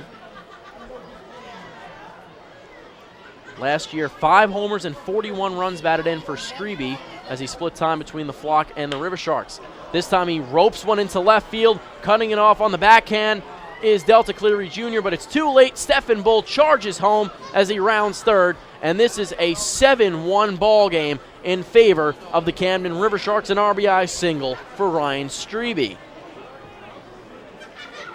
Designated hitter number 4, Mike Costanzo. So Evan Crawford got the inning going with that hit down the left field line. He comes out. Stephen Bull is the pinch runner for the injured Crawford. Looked like a lower body injury of some sort, something with his leg. And Ryan Strebe drives in Bull. So 7-1 now. Oregon with the fastball up and in to the designated hitter and cleanup hitter, Mike Costanzo.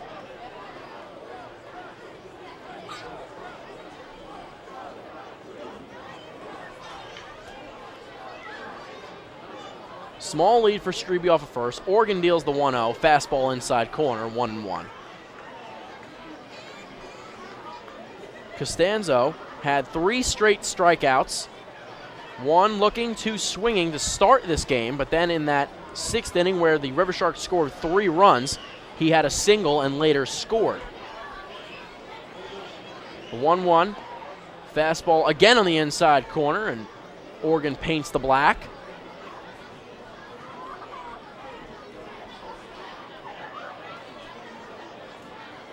Costanzo now with his average at 250. Strebe still with the small lead off first. And Costanzo hammers one deep to right field. Tailing foul. Is it going to stay in play? It does. The wind blows it back in play, and Prentice Redmond makes the catch. So a nice job by Redmond to track it down. Looked like he got a little bit of help from the guys out in the bullpen as to if the ball was going to stay fair or not. It did. And at the last moment, Costanzo was retired. Number 27, Joel Guzman, number 27. So Joel Guzman, who has 2 RBIs on the night, has a double, has walked once.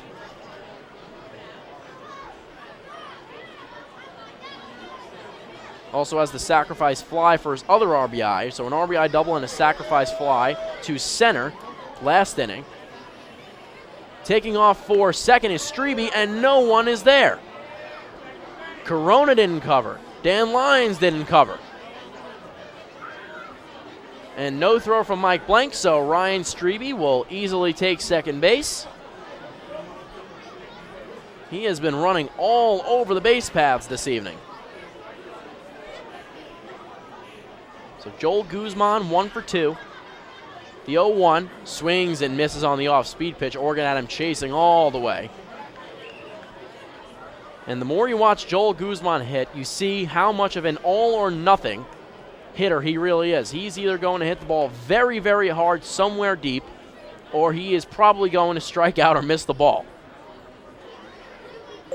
So the 0-2 now just gets a piece of the off-speed offering from Oregon, low and away.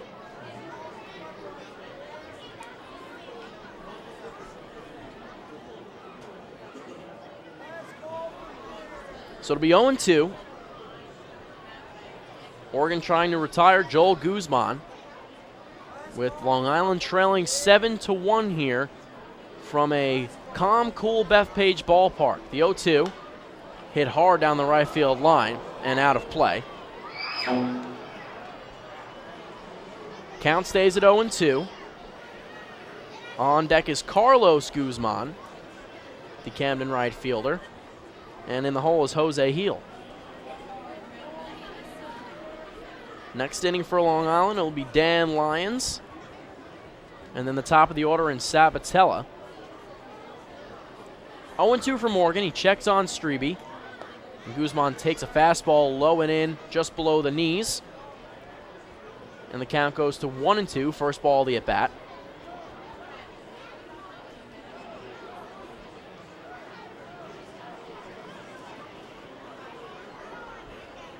Morgan comes set just below the chin. Lyons and Corona giving a lot of space to Strebe, and an off-speed pitch, low and in the dirt, that's blocked by Blank. And that prevents Strebe from going second to third.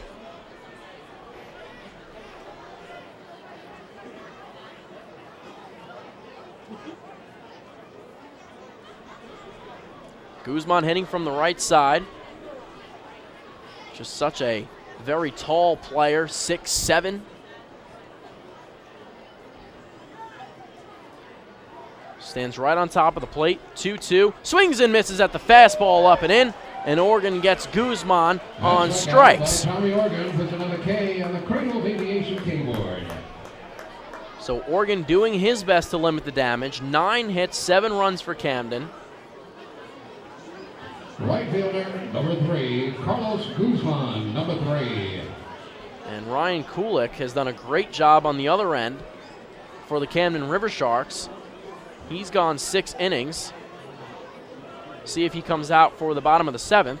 First pitch to Carlos Guzman, a fastball on the upper in part of the zone for a called strike.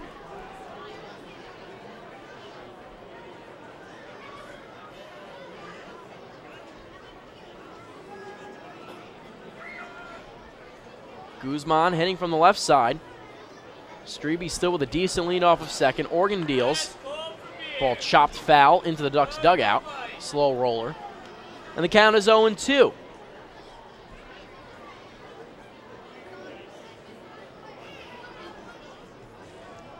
So Long Island has been getting some very good pitching performances over the last few games coming into tonight's contest. We told you about Mickey Janis, the knuckleballer with his 7 innings of relief. John Brownell, 8 innings last night. The 0-2 from Oregon is a curveball in the dirt, blocked by Blank. So manager Kevin Baez, coming into today's doubleheader, had a bunch of fresh arms ready to go. And in the first game, went with Perez to start. And then it was Kern who got the win. Patrick Kreider saw some action 1 inning, and then Nick Struck, who has now pitched in both games, closed it out. Guzman, does he go around on the fastball? He does. Up in the zone. Oregon gets him to go around swinging. But the Camden Riversharks tack on another run on 2 hits as Evan Crawford leaves the game. But either way, it is 7-1 in favor of the Camden Riversharks. The Ducks need some runs, and quickly, coming up in the bottom of the 7th inning. Hey fans, this is pitcher Mark Rogers, and you're listening to Ducks Baseball on Long Island's home for news, traffic, and weather. 1039 LI News Radio. Hey, Ducks fans, the official hotel of the Long Island Ducks is the Upsky Long Island Hotel in Hauppauge. It's centrally located on the north shore of Long Island and offers a home away from home for both business and leisure guests. The Upsky Long Island Hotel features an indoor pool, 24-hour business center, a fitness center, and complimentary Wi-Fi in all guest rooms. Enjoy the contemporary American cuisine at the Fountain Grill restaurant or grab a quick bite to eat at Cafe Pronto. Best of all, it's only minutes from Bethpage Ballpark. The Upsky Long Island Hotel, the official hotel of the Long Island Ducks. Call 231-1100 today. That's 631-231-1100. Family fun every time. Beautiful evening for baseball. Big action every time. He reaches up, it's gone! Great value every time. And the Ducks have won it 7-1. The Ducks schedule is loaded with new promotions this season, and with an average ticket price of just $10 and free parking, there is no better value on Long Island. For game times and tickets, visit liducks.com. Long Island Ducks Baseball. Good times every time.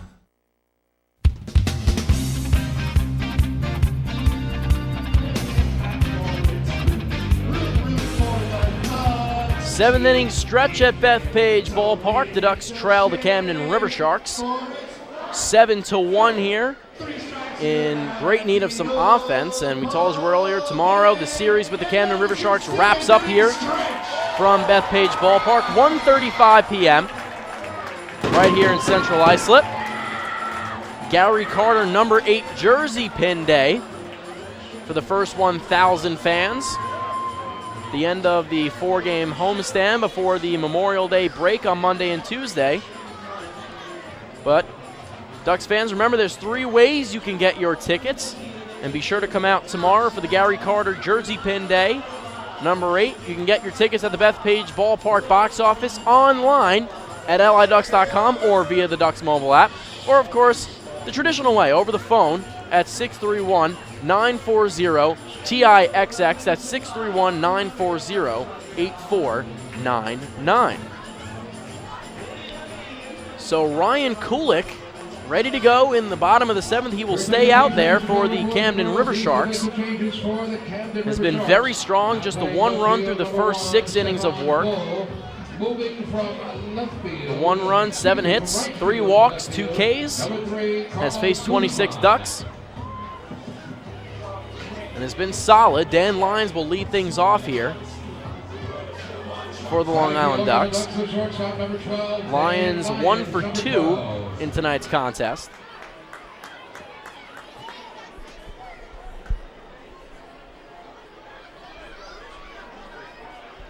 So Lyons hitting from the right side will step in. Kulik into the windup. He deals a fastball low and in off the end of the glove of Jose Heel.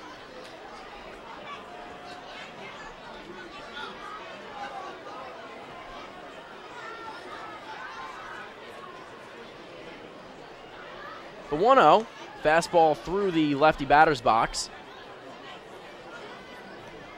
And some defensive changes now with Evan Crawford being injured in that last inning. Stephen Bull, who replaced him, the pinch run, will stay in and play left field.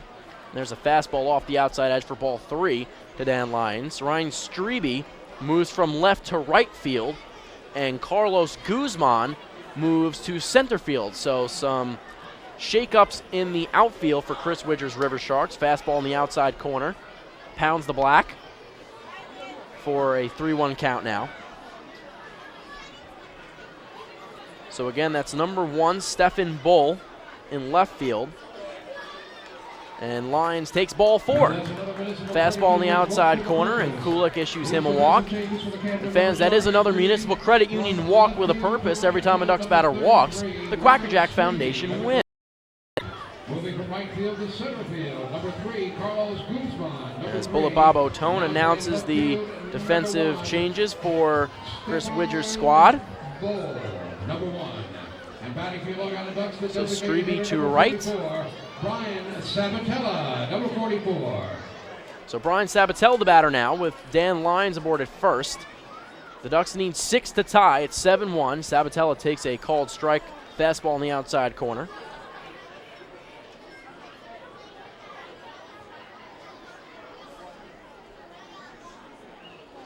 Kulik working quickly here in the bottom of the 7th. The 0-1, an off-speed pitch low and in the dirt. Brings the count even at 1-1. And Kulik is over 100 pitches now. He's at about 103. Has thrown 63 strikes and 40 balls.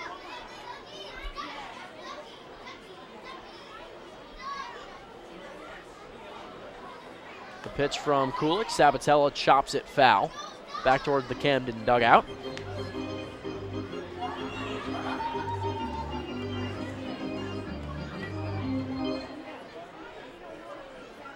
On deck for Long Island is Regi Corona. Runner aboard for Sabatella, leading the league in runs. The 1-2. Sabatella swings, chops one up the middle, fielded by Cecchini, steps on second, and throw to first.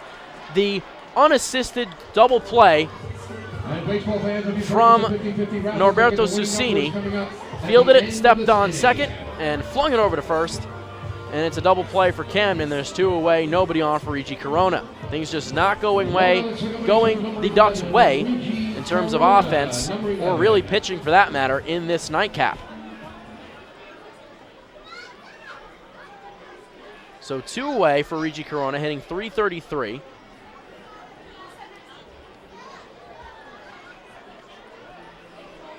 First pitch to Regi, a fastball in the outside corner for a called strike, and that was exactly what Kulik needed. Now over 105 pitches, nearing 110. This should definitely be his last inning, and a great outing for the southpaw. The 0-1, hit high in the air, but shallow, right field, ranging under it at the last second is Ryan Strebe, who moved from left to right in the middle of this last inning, and that's going to do it for the Ducks. So no runs on no hits, no errors, none left on base. Ryan Kulik pitches a gem, and we will go to the top of the 8th inning with the Camden Riversharks leading 7-1 here from Bethpage Ballpark. Hey fans, this is first baseman John Griffin, and you're listening to Ducks Baseball on Long Island's home for news, traffic, and weather. 1039 LI News Radio. Few places on earth offer the charm and excitement of Fire Island. At Fire Island Ferries, located conveniently at 99 Maple Avenue in Bay Shore, they offer convenient travel to Fire Island 7 days a week. Fire Island is quickly becoming a top destination for families of all ages. Experience the informal, carefree communities, the dazzling night scene, enjoy fine dining, or climb to the top of one of the tallest lighthouses in the United States. But there's only one way to get there, by calling Fire Island Ferries at 631-665-3600 today. For fare and scheduling information, please visit fireislandferries.com. Hey Ducks fans, stay up to date with Long Island's hometown team by visiting Quack of the Bat, the official blog of the Long Island Ducks. Quack of the Bat will bring Ducks fans beyond the headlines with in-depth feature articles, breaking news stories, game previews, post-game wrap-ups, and so much more. Interact with the team during the entire season through quotes directly from the players and coaches, as well as exclusive video clips and photos. Check out the blog today at quackofthebat.wordpress.com. Quack of the Bat, the official blog of the Long Island Ducks.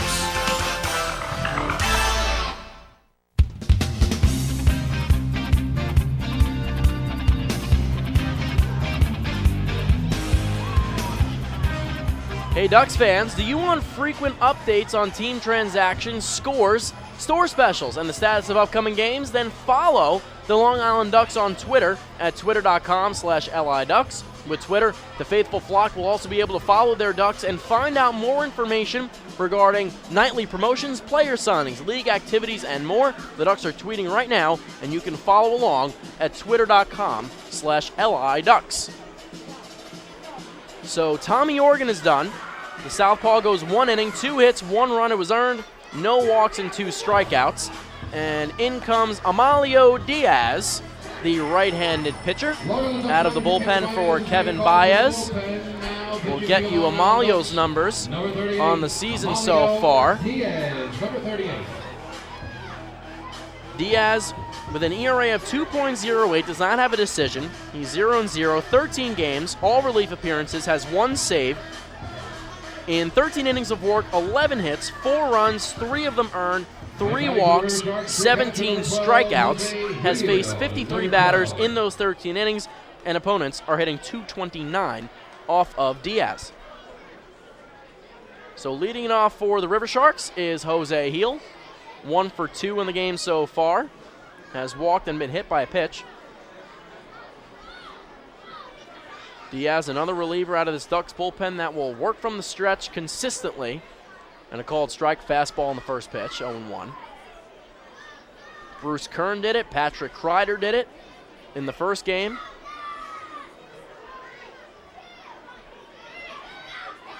Heel with his average up to 297 now. Diaz set of the belt, kicks and deals with the left leg. Fastball pounds the outside corner again, the same exact pitch. Heel doesn't like it. He doesn't think it was a strike. But the count goes to 0-2.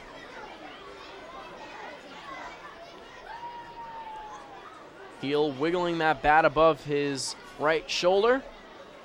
The 0-2 from Diaz is a check swing, curveball in the dirt. He did not go around, says first base umpire David Speranza.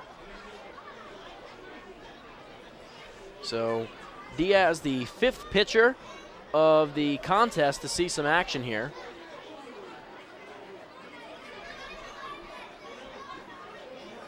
Again, Ian Marshall, he started his final line. 5 hits in 5 innings, 3 runs, 2 earned, 7 walks. That was the killer. 5 strikeouts after facing 28 batters. 1-2. Diaz swings and misses at the off-speed pitch, low and in the dirt. Blank scoops it up and tags him out to complete the play, and there's one away. Heel down on strikes. Norberto Susini will come up now. Struck out swinging in his last at-bat.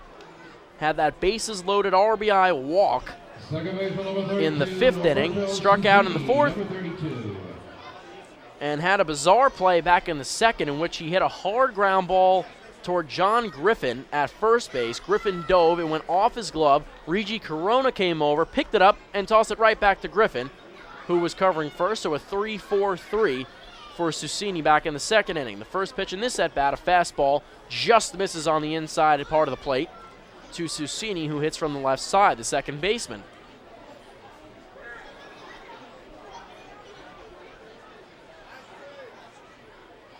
So 0 for 3 is the official line for Susini so far. Still looking for that first hit of the season as a Camden Rivershark. Here he hits a number back to Diaz, who jumps off the mound, cleanly fields it, and tosses over to John Griffin for the second out.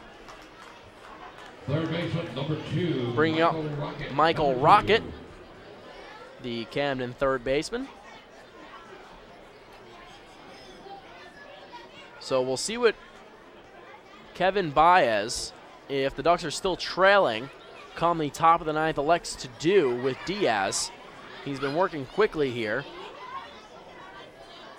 See if he just goes out there for the 9th and tries to save some of the arms in the bullpen for tomorrow. And a called strike on the outside corner, a fastball to Rocket. Again, the team does have 2 straight days off on Monday and Tuesday, so there's a little bit more leeway with the team not having to play on Tuesday. They have more than just the 1 day off for Memorial Day. Diaz set the belt, the 0-1. Swing and a foul ball sent back to the screen. Looked like a slider out of the hand of Diaz that Rocket just got a piece of. He's now 3 for 4. Had that RBI single 2 innings ago in the 6th.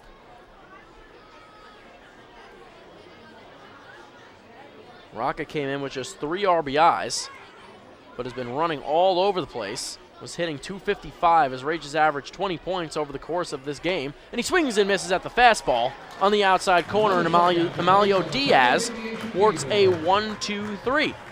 So 2 Ks in the inning for the right-hander. Ducks coming up to bat in the bottom of the 8th. They still trail 7-1. They need some offense here. We'll be right back from Bethpage Ballpark. Hey fans, this is Regi Corona and you're listening to Ducks Baseball on Long Island Home for News, Traffic and Weather, 1039 LI New Radio.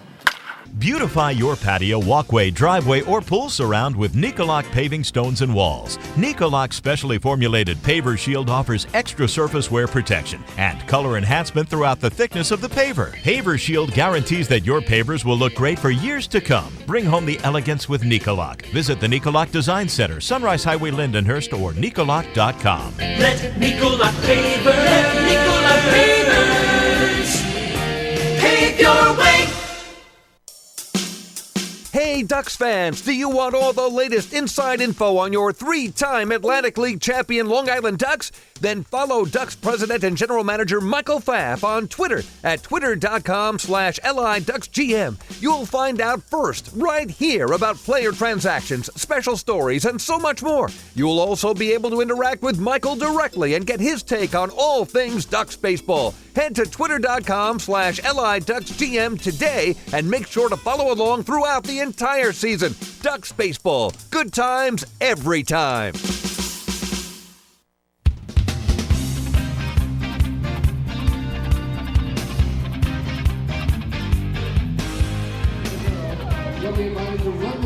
Back at Bethpage Ballpark, we have a pitching change coming up for the Camden Riversharks. We'll get you the numbers for number 8, Michael Click, but first a look at the out-of-town scoreboard around the Atlantic League. The Bridgeport Bluefish, as we told you earlier in the broadcast, are victorious over the Sugarland Skeeters at the ballpark at Harbor Yard. 7-3 is the final across the Sound. The Somerset Patriots really taking it to the York Revolution now, 12-2.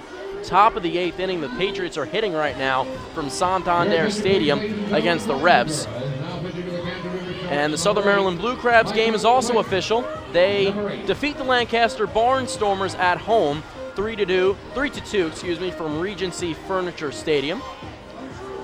So due up for Long Island this inning will be Lou Ford, Cody Puckett, and John Griffin. So the 3 biggest bats in the lineup for Kevin Baez, and the team needs some offense, but a pitching change to come right now for the Camden Riversharks. So Kulik's day is done, but for right now we'll get you, before we get the official line on Kulik, the numbers for Michael Click. 2-0 on the season, a 1.98 ERA, 11 games, all relief appearances, 13 2/3 innings, 11 hits, 3 runs, all of them earned, 4 walks, 13 strikeouts, and opponents are hitting just .216 against Michael Click. So Click has been very effective so far this season for Chris Widger. Final line for Ryan Kulik, 7 innings of work, 7 hits, 1 run, it was earned, 4 walks, 2 Ks. He hit 1 batter, that was Regi Corona, and threw 107 pitches through 67 strikes. First pitch from Click is a fastball, nice tailing fastball in the outside corner to Lou Ford, and it's 0-1. So through 7 innings, the Camden Riversharks use just 1 pitcher. The Long Island Ducks use 4. And Lou hits a slow roller to second base. Cassini fields it cleanly and tosses over to Guzman for the first out of this bottom of the 8th inning. Long Island third baseman, number 2, Cody Puckett, number 2. So Cody Puckett will come up. Lou Ford not having the same type of game or day overall, for that matter, that he's been accustomed to having over the last couple days. His average has dropped today. Went without a hit in the first game, has 1 hit tonight, the single in the third. But at the pace that he was hitting, you tend to get greedy when you watch Lou Ford as a Ducks fan. The torrid pace he was on coming into the homestand. Another first pitch fastball on the outside, black from Click. Gets ahead of Cody Puckett, 0-1.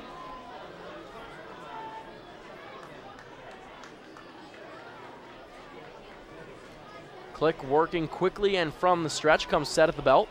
The right-hander delivers. Fastball, same exact pitch on the outside corner, and Puckett takes it for strike 2. On deck is John Griffin.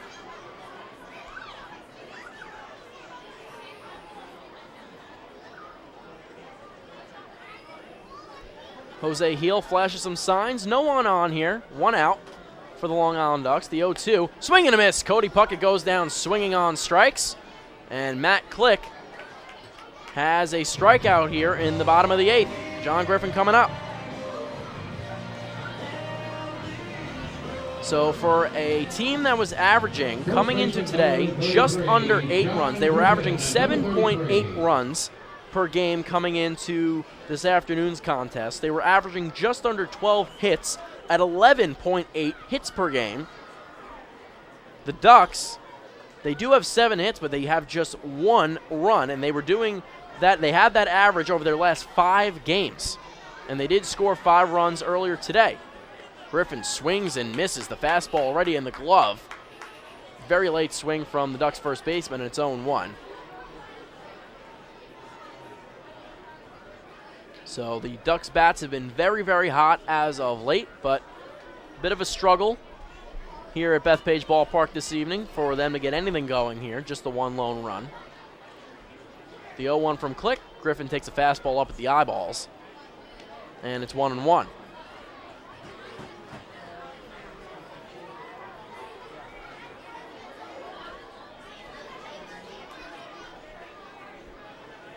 Again, the Pyrotechnico fireworks extravaganza to come.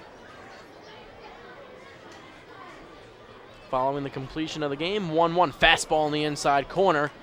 Griffin looks back and has a quick word with Warren Nicholson. He didn't like the call, and it jammed him. No way he would have had it even close to a shot at hitting that ball. Perfect pitch from Click, and he gets ahead 1-2 here with 2 down.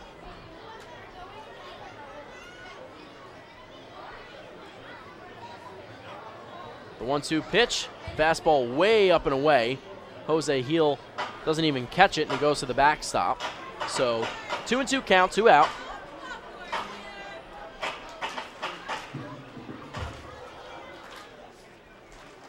And prior to the start of today's first game, Griffin had raised his average from May 1st to today 140 points through the 22 days from 143 to 283, but he swings and misses here on the off-speed pitch low and away, and Griffin is down on strike. So Matt Click comes in, gets Lou Ford to ground out, and then strikes out Cody Puckett and John Griffin back-to-back swinging.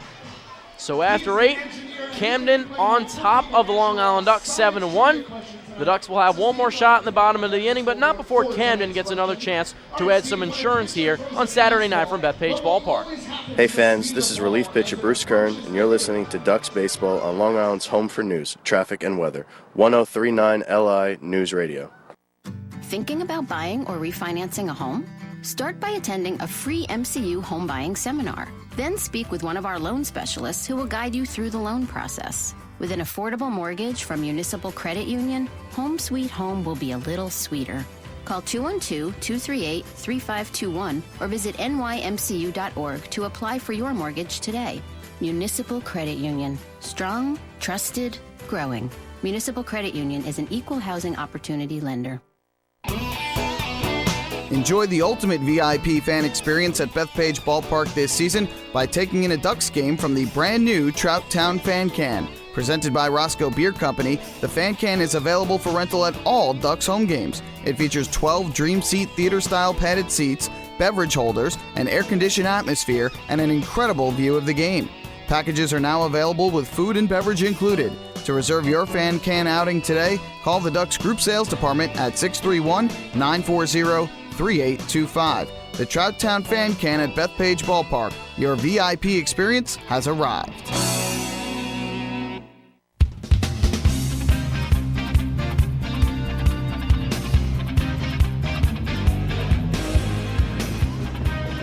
We go to the top of the ninth at Bethpage Ballpark, and baseball fans, the Long Island Ducks mobile app, powered by Clear Vision Apps, has officially arrived. Buy tickets, stay up to date on Long Island's hometown team right on your mobile device. Download the app today for free by visiting the App Store on your Apple-powered device or Google Play on your Android-powered device.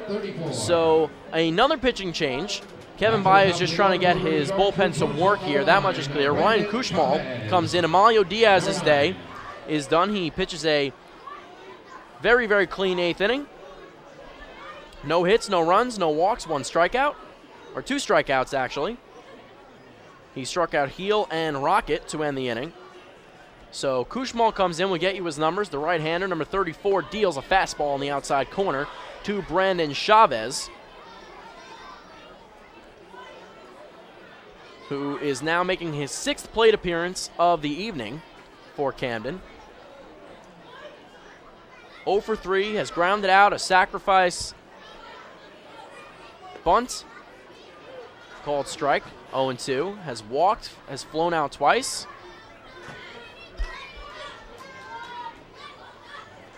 Kushmal without a decision so far, 2.31 ERA, 10 games, all relief appearances, leads the team in saves with 7, 9 hits in 11 2/3, 4 runs, 3 of them earned, and that tailing fastball is a ball on the outside, 1-2.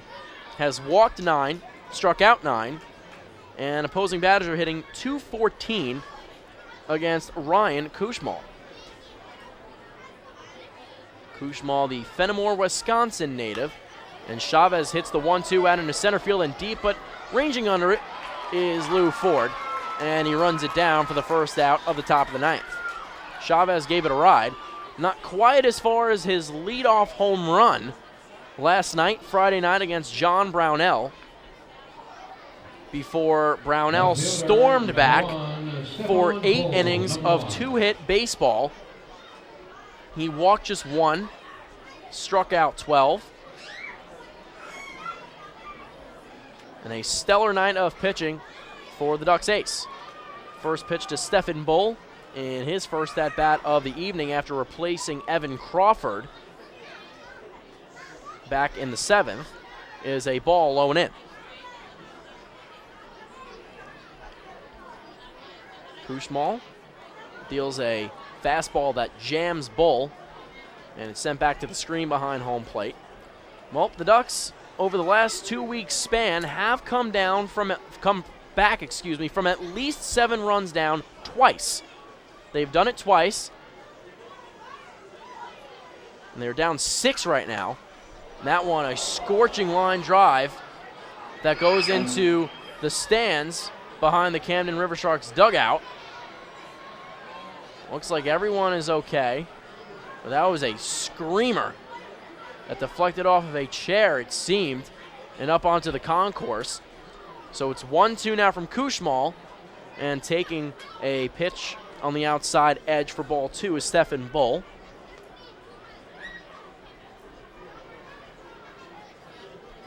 Bottom of the 9th, it'll be Prentice Redmond, Delta Cleary Jr., and Mike Blank due up. Kushmal swings and misses. Stephen Bull goes down on strikes. Kushmal gets him swinging. So in his one at-bat of the game, Stephen Bull goes down swinging, and there's 2 away for Ryan Strebe to come up. Right fielder, number 33, Ryan Strebe, number 33. So 2 away here in the top of the 9th frame. Kushmal just getting in some work here. Into the windup, he kicks and deals. First pitch swinging is Strebe, and that ball off one of the stanchions down the right field side behind the Ducks dugout, and out of play for a strike. Kushmal's last appearance coming 3 days ago. Got the save on May 20th against York. Swinging at the second one in the 0-1 pitch is Strebe, and he fouls that one out of play behind the Ducks dugout as well.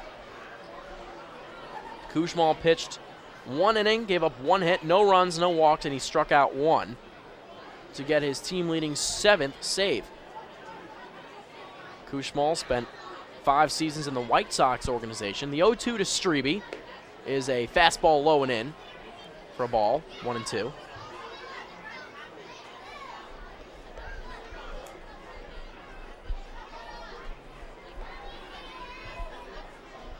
Kushmal likes to wiggle that glove around before he throws to home to conceal the pitch. He does it for every pitch, no matter what he's throwing. Fastball in the outside corner for a called strike 3. And Ryan Strebe goes down looking. So 2 straight 1-2-3 innings for Ducks pitching. In the 8th and 9th, Kushmal strikes out 2. 1 swinging, 1 looking. So we go to the bottom of the 9th, and the score is still Camden on top of the Long Island Ducks, 7-1. The Ducks need 6 to tie coming up in the bottom of the frame right here from Bethpage Ballpark. We'll be right back. Hey fans, this is pitcher Ian Marshall, and you're listening to Ducks Baseball on Long Island's home for news, traffic, and weather. 1039 LI News Radio. James Simmons is going back. He is looking up, and on in the park night, that one is gone and reaches a kennel in Central Islip. That was another home run for the Ducks. And Duck fans, what's more fun than a home run that helps the Ducks win a game? How about a homer that helps the community win? Chappie's Funeral Home and the Long Island Ducks have once again teamed up for the Chappie's Home Run Challenge. If the Ducks hit 100 homers this season, Chappie's Funeral Home will donate $5,000 to the Quacker Jack Foundation. So every time a Ducks hitter goes deep this season, watch for the Chappie's Challenge home run count on the scoreboard. And if we reach 100, we're all a winner. Chappie's Funeral Home, where caring for others is a family tradition. Can't get enough of the Long Island Ducks? Well, now you can get even more inside info on your favorite hometown team through Facebook and Twitter. The Ducks are constantly updating fans through social media with scores, transactions, ballpark promotions, and much more. You can even win great prizes. All you'll need to do is make a free account on Facebook and Twitter, and then visit us at facebook.com/LIDucks and twitter.com/LIDucks. Think you're Long Island's biggest Ducks fan? Get connected now.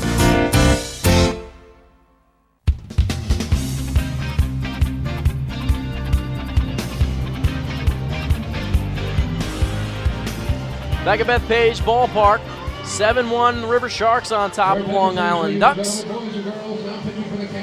Last licks for the Flock as they need 6 runs to tie, and a pitching change here for the Camden Riversharks. And it will be the former Duck, Steve Garrison, to come in as Matt Click works a easy 1-2-3 8th inning. So it'll be Garrison to come in and try to close this one out. Obviously not a save opportunity, but he's just trying to end the game here. Get you his numbers. An ERA of 0. Has 1 decision. He's 0-1. He has pitched in 3 games. Has 2 starts. In 6 2/3, 5 hits, 2 runs. Neither of them have been earned. First pitch to Redmond is a strike on the outside corner, a fastball 0-1. He has not walked any batters. He has struck out 3, and opponents are hitting .208 against him as he has faced 24 batters. First pitch from Redmond is booted by the third baseman Michael Rocket on a ground ball, and Redmond is aboard at first. A slow rolling ground ball that just ate up Michael Rocket. That was a simple 5-3 that should go down as an error, and it is. It's an E5 to Rocket.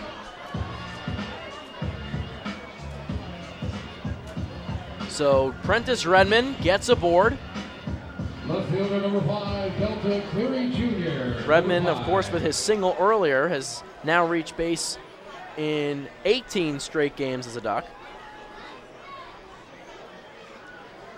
Garrison, having spent last year with the Flock here on Long Island, a 7.5 ERA in 14 games. First pitch to Delta Cleary Jr. is a fastball up in the zone. It's 1-0. Gave up 23 hits, 17 runs, 10 of them earned through the 12 innings he worked, 4 walks and 4 strikeouts. The Trenton, New Jersey native, the southpaw. 28 years old, 6'1", 195. Last pitch 2 days ago against Southern Maryland. There's a fastball up and away, 2-0. Pitched 1 inning and gave up 1 hit. Was a 10th round draft pick of the Milwaukee Brewers back in 2005, so a decade ago. Made his MLB debut in July of 2011 with the New York Yankees. The 2-0, taken for a strike right down the pipe by Delta Cleary Jr. And in that MLB debut, Garrison recorded the final 2 outs of a 10-3 Yankees win against the Seattle Mariners. Has pitched for the Padres, the Mariners, the Diamondbacks as well. So a lot of experience under Garrison's belt. Fastball pounds the outside corner for a called strike 2. So Cleary Jr. up there right now, 1 for 3 on the day, has a single. Has been very hot as of late, hitting .346 on the season now. Redmond with a decent lead off of first, being held on by Joel Guzman. The 2-2 coming from Garrison to Cleary Jr., and it's chopped foul down the first baseline and out of play. Following Cleary Jr. it'll be Mike Blank. He struck out in his last at-bat. Things just have not gone the Ducks' way on either offense or defense in this contest. And it seems like their 6-game winning streak could be coming to a close very soon. So the 2-2 from Garrison. He deals to Cleary Jr. and a check swing foul ball back into the net behind home plate. And we'll do the 2-2 pitch again.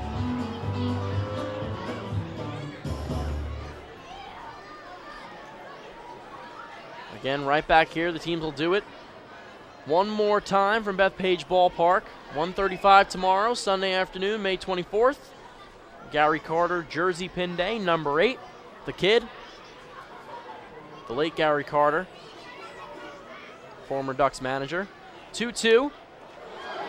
Fisted foul behind home plate and back into the upper bowl here off to my right in the press box.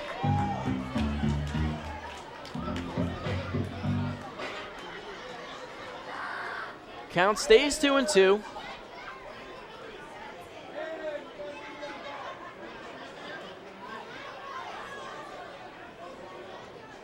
With all the players being signed and moved around from the Ducks, Cleary Jr. was an addition a couple weeks ago, and he's certainly been hitting as of late. The 2-2, fastball taken on the outside part of the plate for a ball, and it's a full count.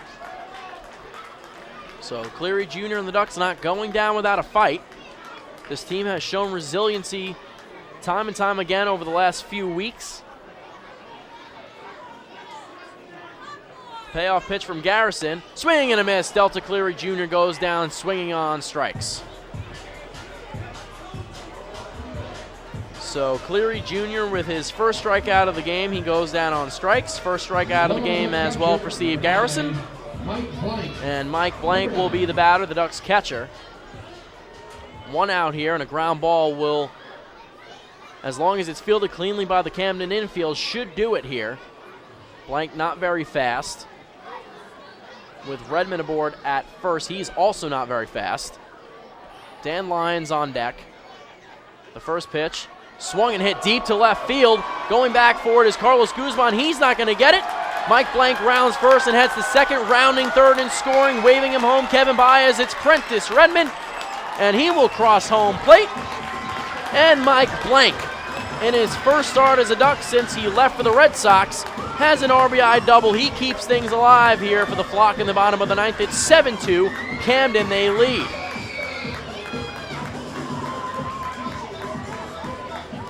That was a deep gap shot off the bat of Mike Blank right away. Stephen Bull and Carlos Guzman had to get on their horses, but it did not matter. And the ball goes deep out into left center field. Short hops the wall, rolls along the warning track, and Blank cruises into second base with an RBI double. And Redmond does a good job scoring from first as well.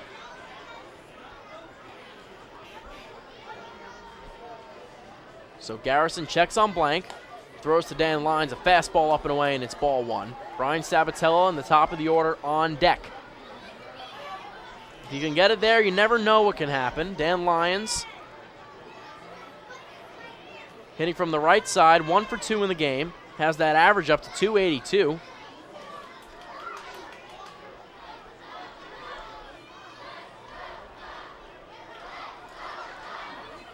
Garrison set at the letters, the southpaw delivers, fastball up and away, and Jose Heel calls time and wants to go out and have a chat with Garrison. And the chants of "Let's Go Ducks" coming from the Flock faithful here in attendance. 5,776 on hand to witness this contest, and of course the Pyrotechnico fireworks extravaganza to follow.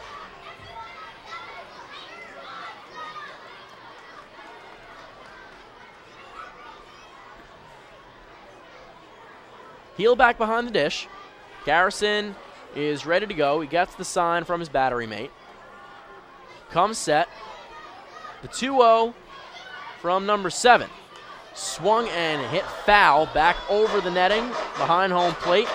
Up on top of the roof. It does not seem to be coming back down. So it's the first strike on Lyons, 2-1.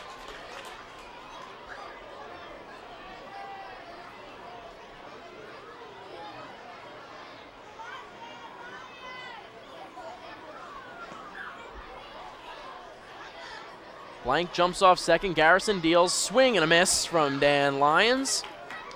Swung right through the off-speed pitch on the outside corner to bring the count even at 2-1.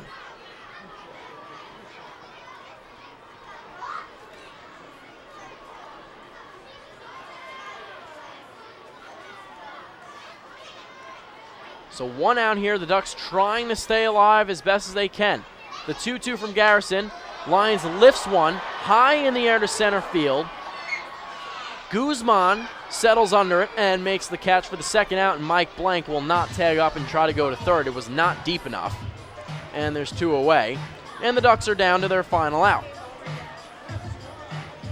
Brian Sabatella is the batter. Long Island designated hitter number 44, Brian Sabatella, number 44. Sabatella hitting into a 4-3 double play in his last at-bat in the 7th inning. Norberto Susini fielded it cleanly, stepped on second, and tossed over to Joel Guzman to complete the 2-out play. So Sabatella ready. First pitch swinging at the curveball. And Garrison gets ahead 0-1. He made Sabatella look silly on that swing. Regi Corona would be the next batter if Sabatella can keep the train moving here.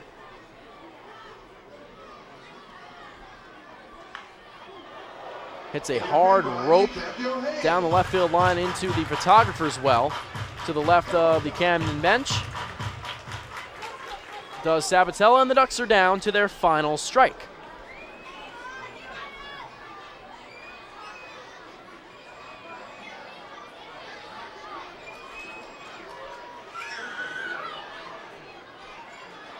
Garrison stares in and gets a sign from Jose Heel. The 0-2. On the way, Sabatella just stays alive. He just gets a piece of it. He got jammed. An up-and-in fastball from Garrison. Goes to the backstop, and the Ducks stay alive for at least one more pitch.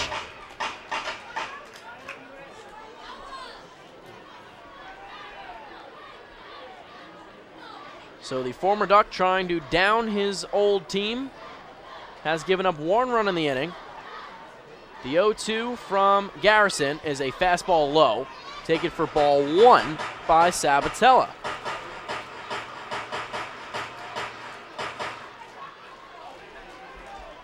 That was the first run of the year given up by Garrison. Thanks to Mike Blank. The 1-2 from Garrison. He deals, and it's hit high on the infield. Norberto Susini trying to settle under it. He dropped it last time. This time just makes the catch as he falls off balance and ranges back into right field. And the Camden Riversharks are victorious over the Long Island Ducks here in the nightcap of a day-night doubleheader. So the Long Island Ducks fall 7-2 to the Camden Riversharks. Ryan Kulik will get the W for Camden, and Ian Marshall, after surrendering 3 runs, 2 of them earned for the Long Island Ducks, will take the loss. We'll step aside. We'll come back for the post-game show for some more of the recap, some more analysis of this 7-2 loss from the Duck Pond here this evening. Hey fans, this is right-handed pitcher Mickey Janis, and you're listening to Ducks Baseball on Long Island's home for news, traffic, and weather, 103.9 LI News Radio. Spring into a new Honda at Huntington Honda and pay $59 a month for a new 2015 Honda Civic LX sedan. $59. So spring into Huntington Honda on Jericho Turnpike just east of Route 110 or HuntingtonHondaCars.com. Huntington Honda, discover the difference. Auto 24-month lease, total due at inception. Civic $31.90 includes bank fee, first month's payment, no security deposit. Taxes, DMV, title fees extra with excellent credit through HFS. Family fun every time. Beautiful evening for baseball. Big action every time. He reaches up, it's gone! Great value every time. And the Ducks have won it 7-1. The Ducks schedule is loaded with new promotions this season, and with an average ticket price of just $10 and free parking, there is no better value on Long Island. For game times and tickets, visit liducks.com. Long Island Ducks Baseball. Good times every time.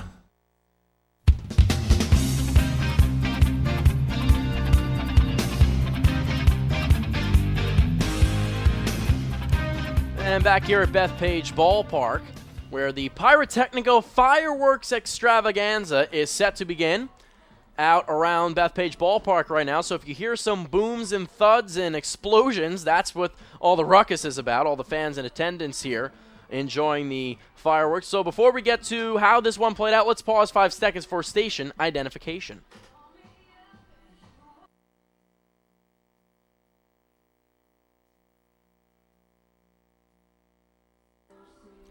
And back at Bethpage Ballpark, Chris Buckley here with you, the post-game show. After Long Island's 7-2 loss at the hands of the Camden Riversharks, their 6-game winning streak is snapped. They were going for a second straight series sweep. That will not happen. They would have had to win tonight and tomorrow at 1:35 to accomplish that feat. It would have been their second of the season, second straight. And let's take you through this one.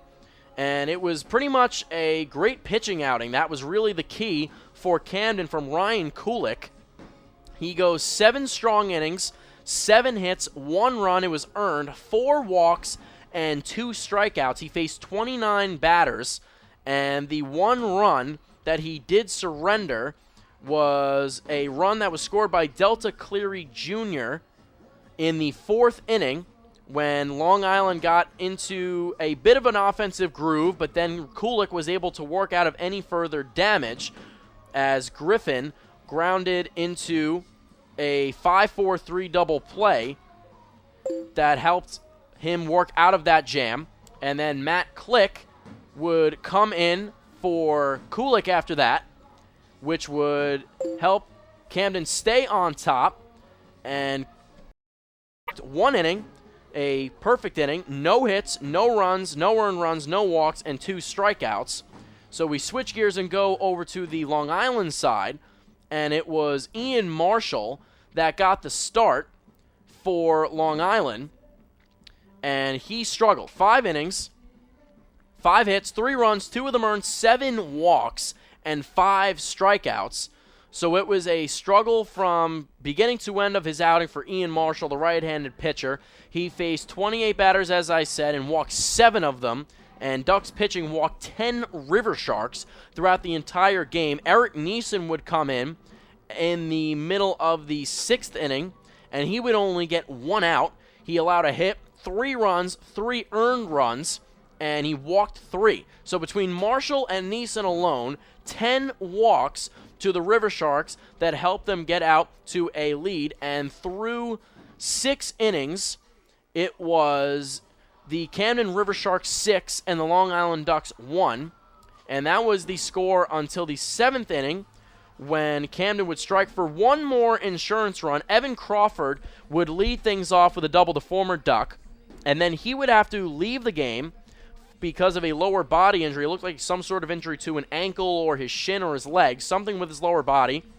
We did not get any official confirmation for the actual ailment that forced the former Duck to leave the game. Stephen Bull came in to pinch run, and Ryan Strebe, who had walked 3 straight times in his previous 3 plate appearances, roped an RBI single that scored Bull and made it 7-1 in favor of the Camden Riversharks. Strebe would later steal second as well, but fortunately for Long Island at that point, they were able to work out of any further damage. They would go without another run with the Ducks until the 9th and final inning, when Prentice Redmond would score on Mike Blank's RBI double to deep left center field.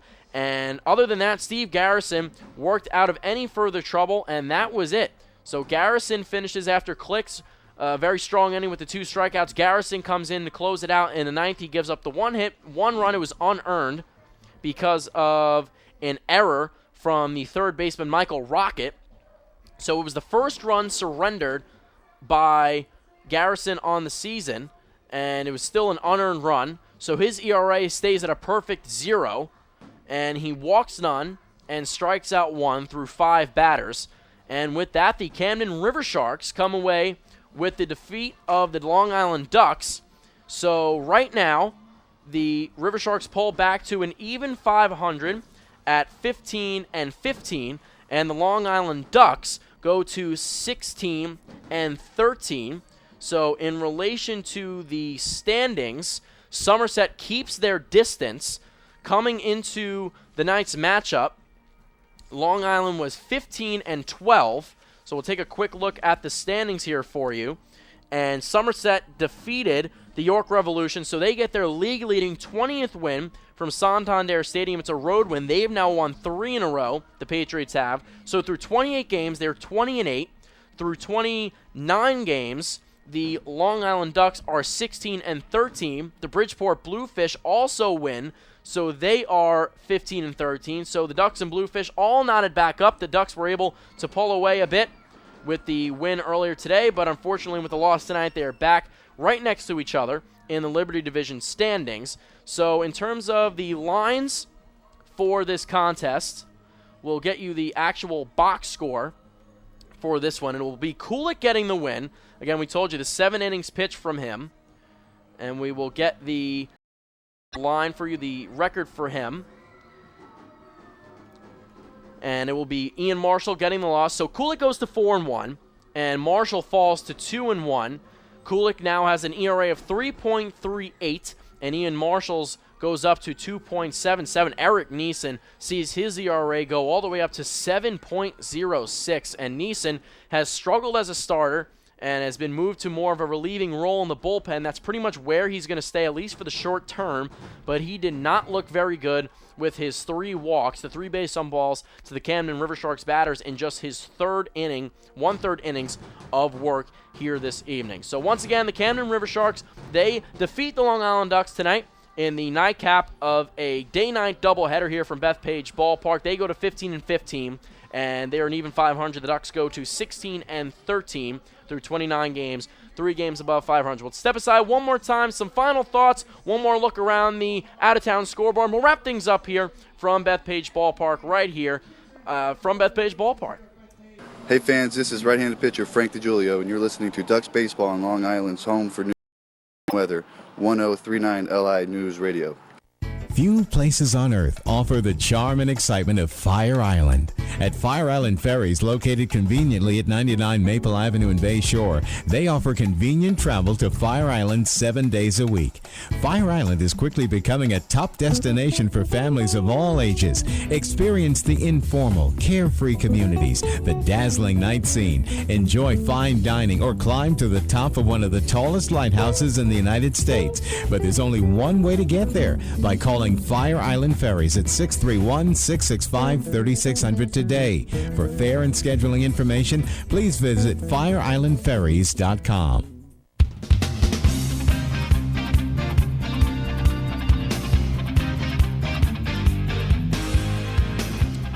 Back one more time from Bethpage Ballpark. Chris Buckley here with you, and once again, the Long Island Ducks fall by 5 this evening. The nightcap of the day-night doubleheader on Saturday. A full day of baseball, a 7-inning contest earlier today that the Ducks were able to win, and then they fall 7-2 here in the nightcap to split the doubleheader with the visiting Camden Riversharks. So the Ducks right now with the series lead here at home in Central Islip, 2-1. They'll look to take a 3-1 and solidify their series victory tomorrow. They won't get the sweep after they sweep the York Revolution in their end of their road trip contest in York, Pennsylvania, a couple of days ago. But once again, the final 7-2, we look ahead to the pitching matchups for tomorrow. For the Long Island Ducks, it'll be the southpaw Andrew Barbosa, recently signed by the Flock, going for Long Island. And the Riversharks will counter with left-hander Fu Tae Ni, who is 1-1 with a 4.15 ERA. As for Barbosa, he has made 1 start. That came back on May 19th.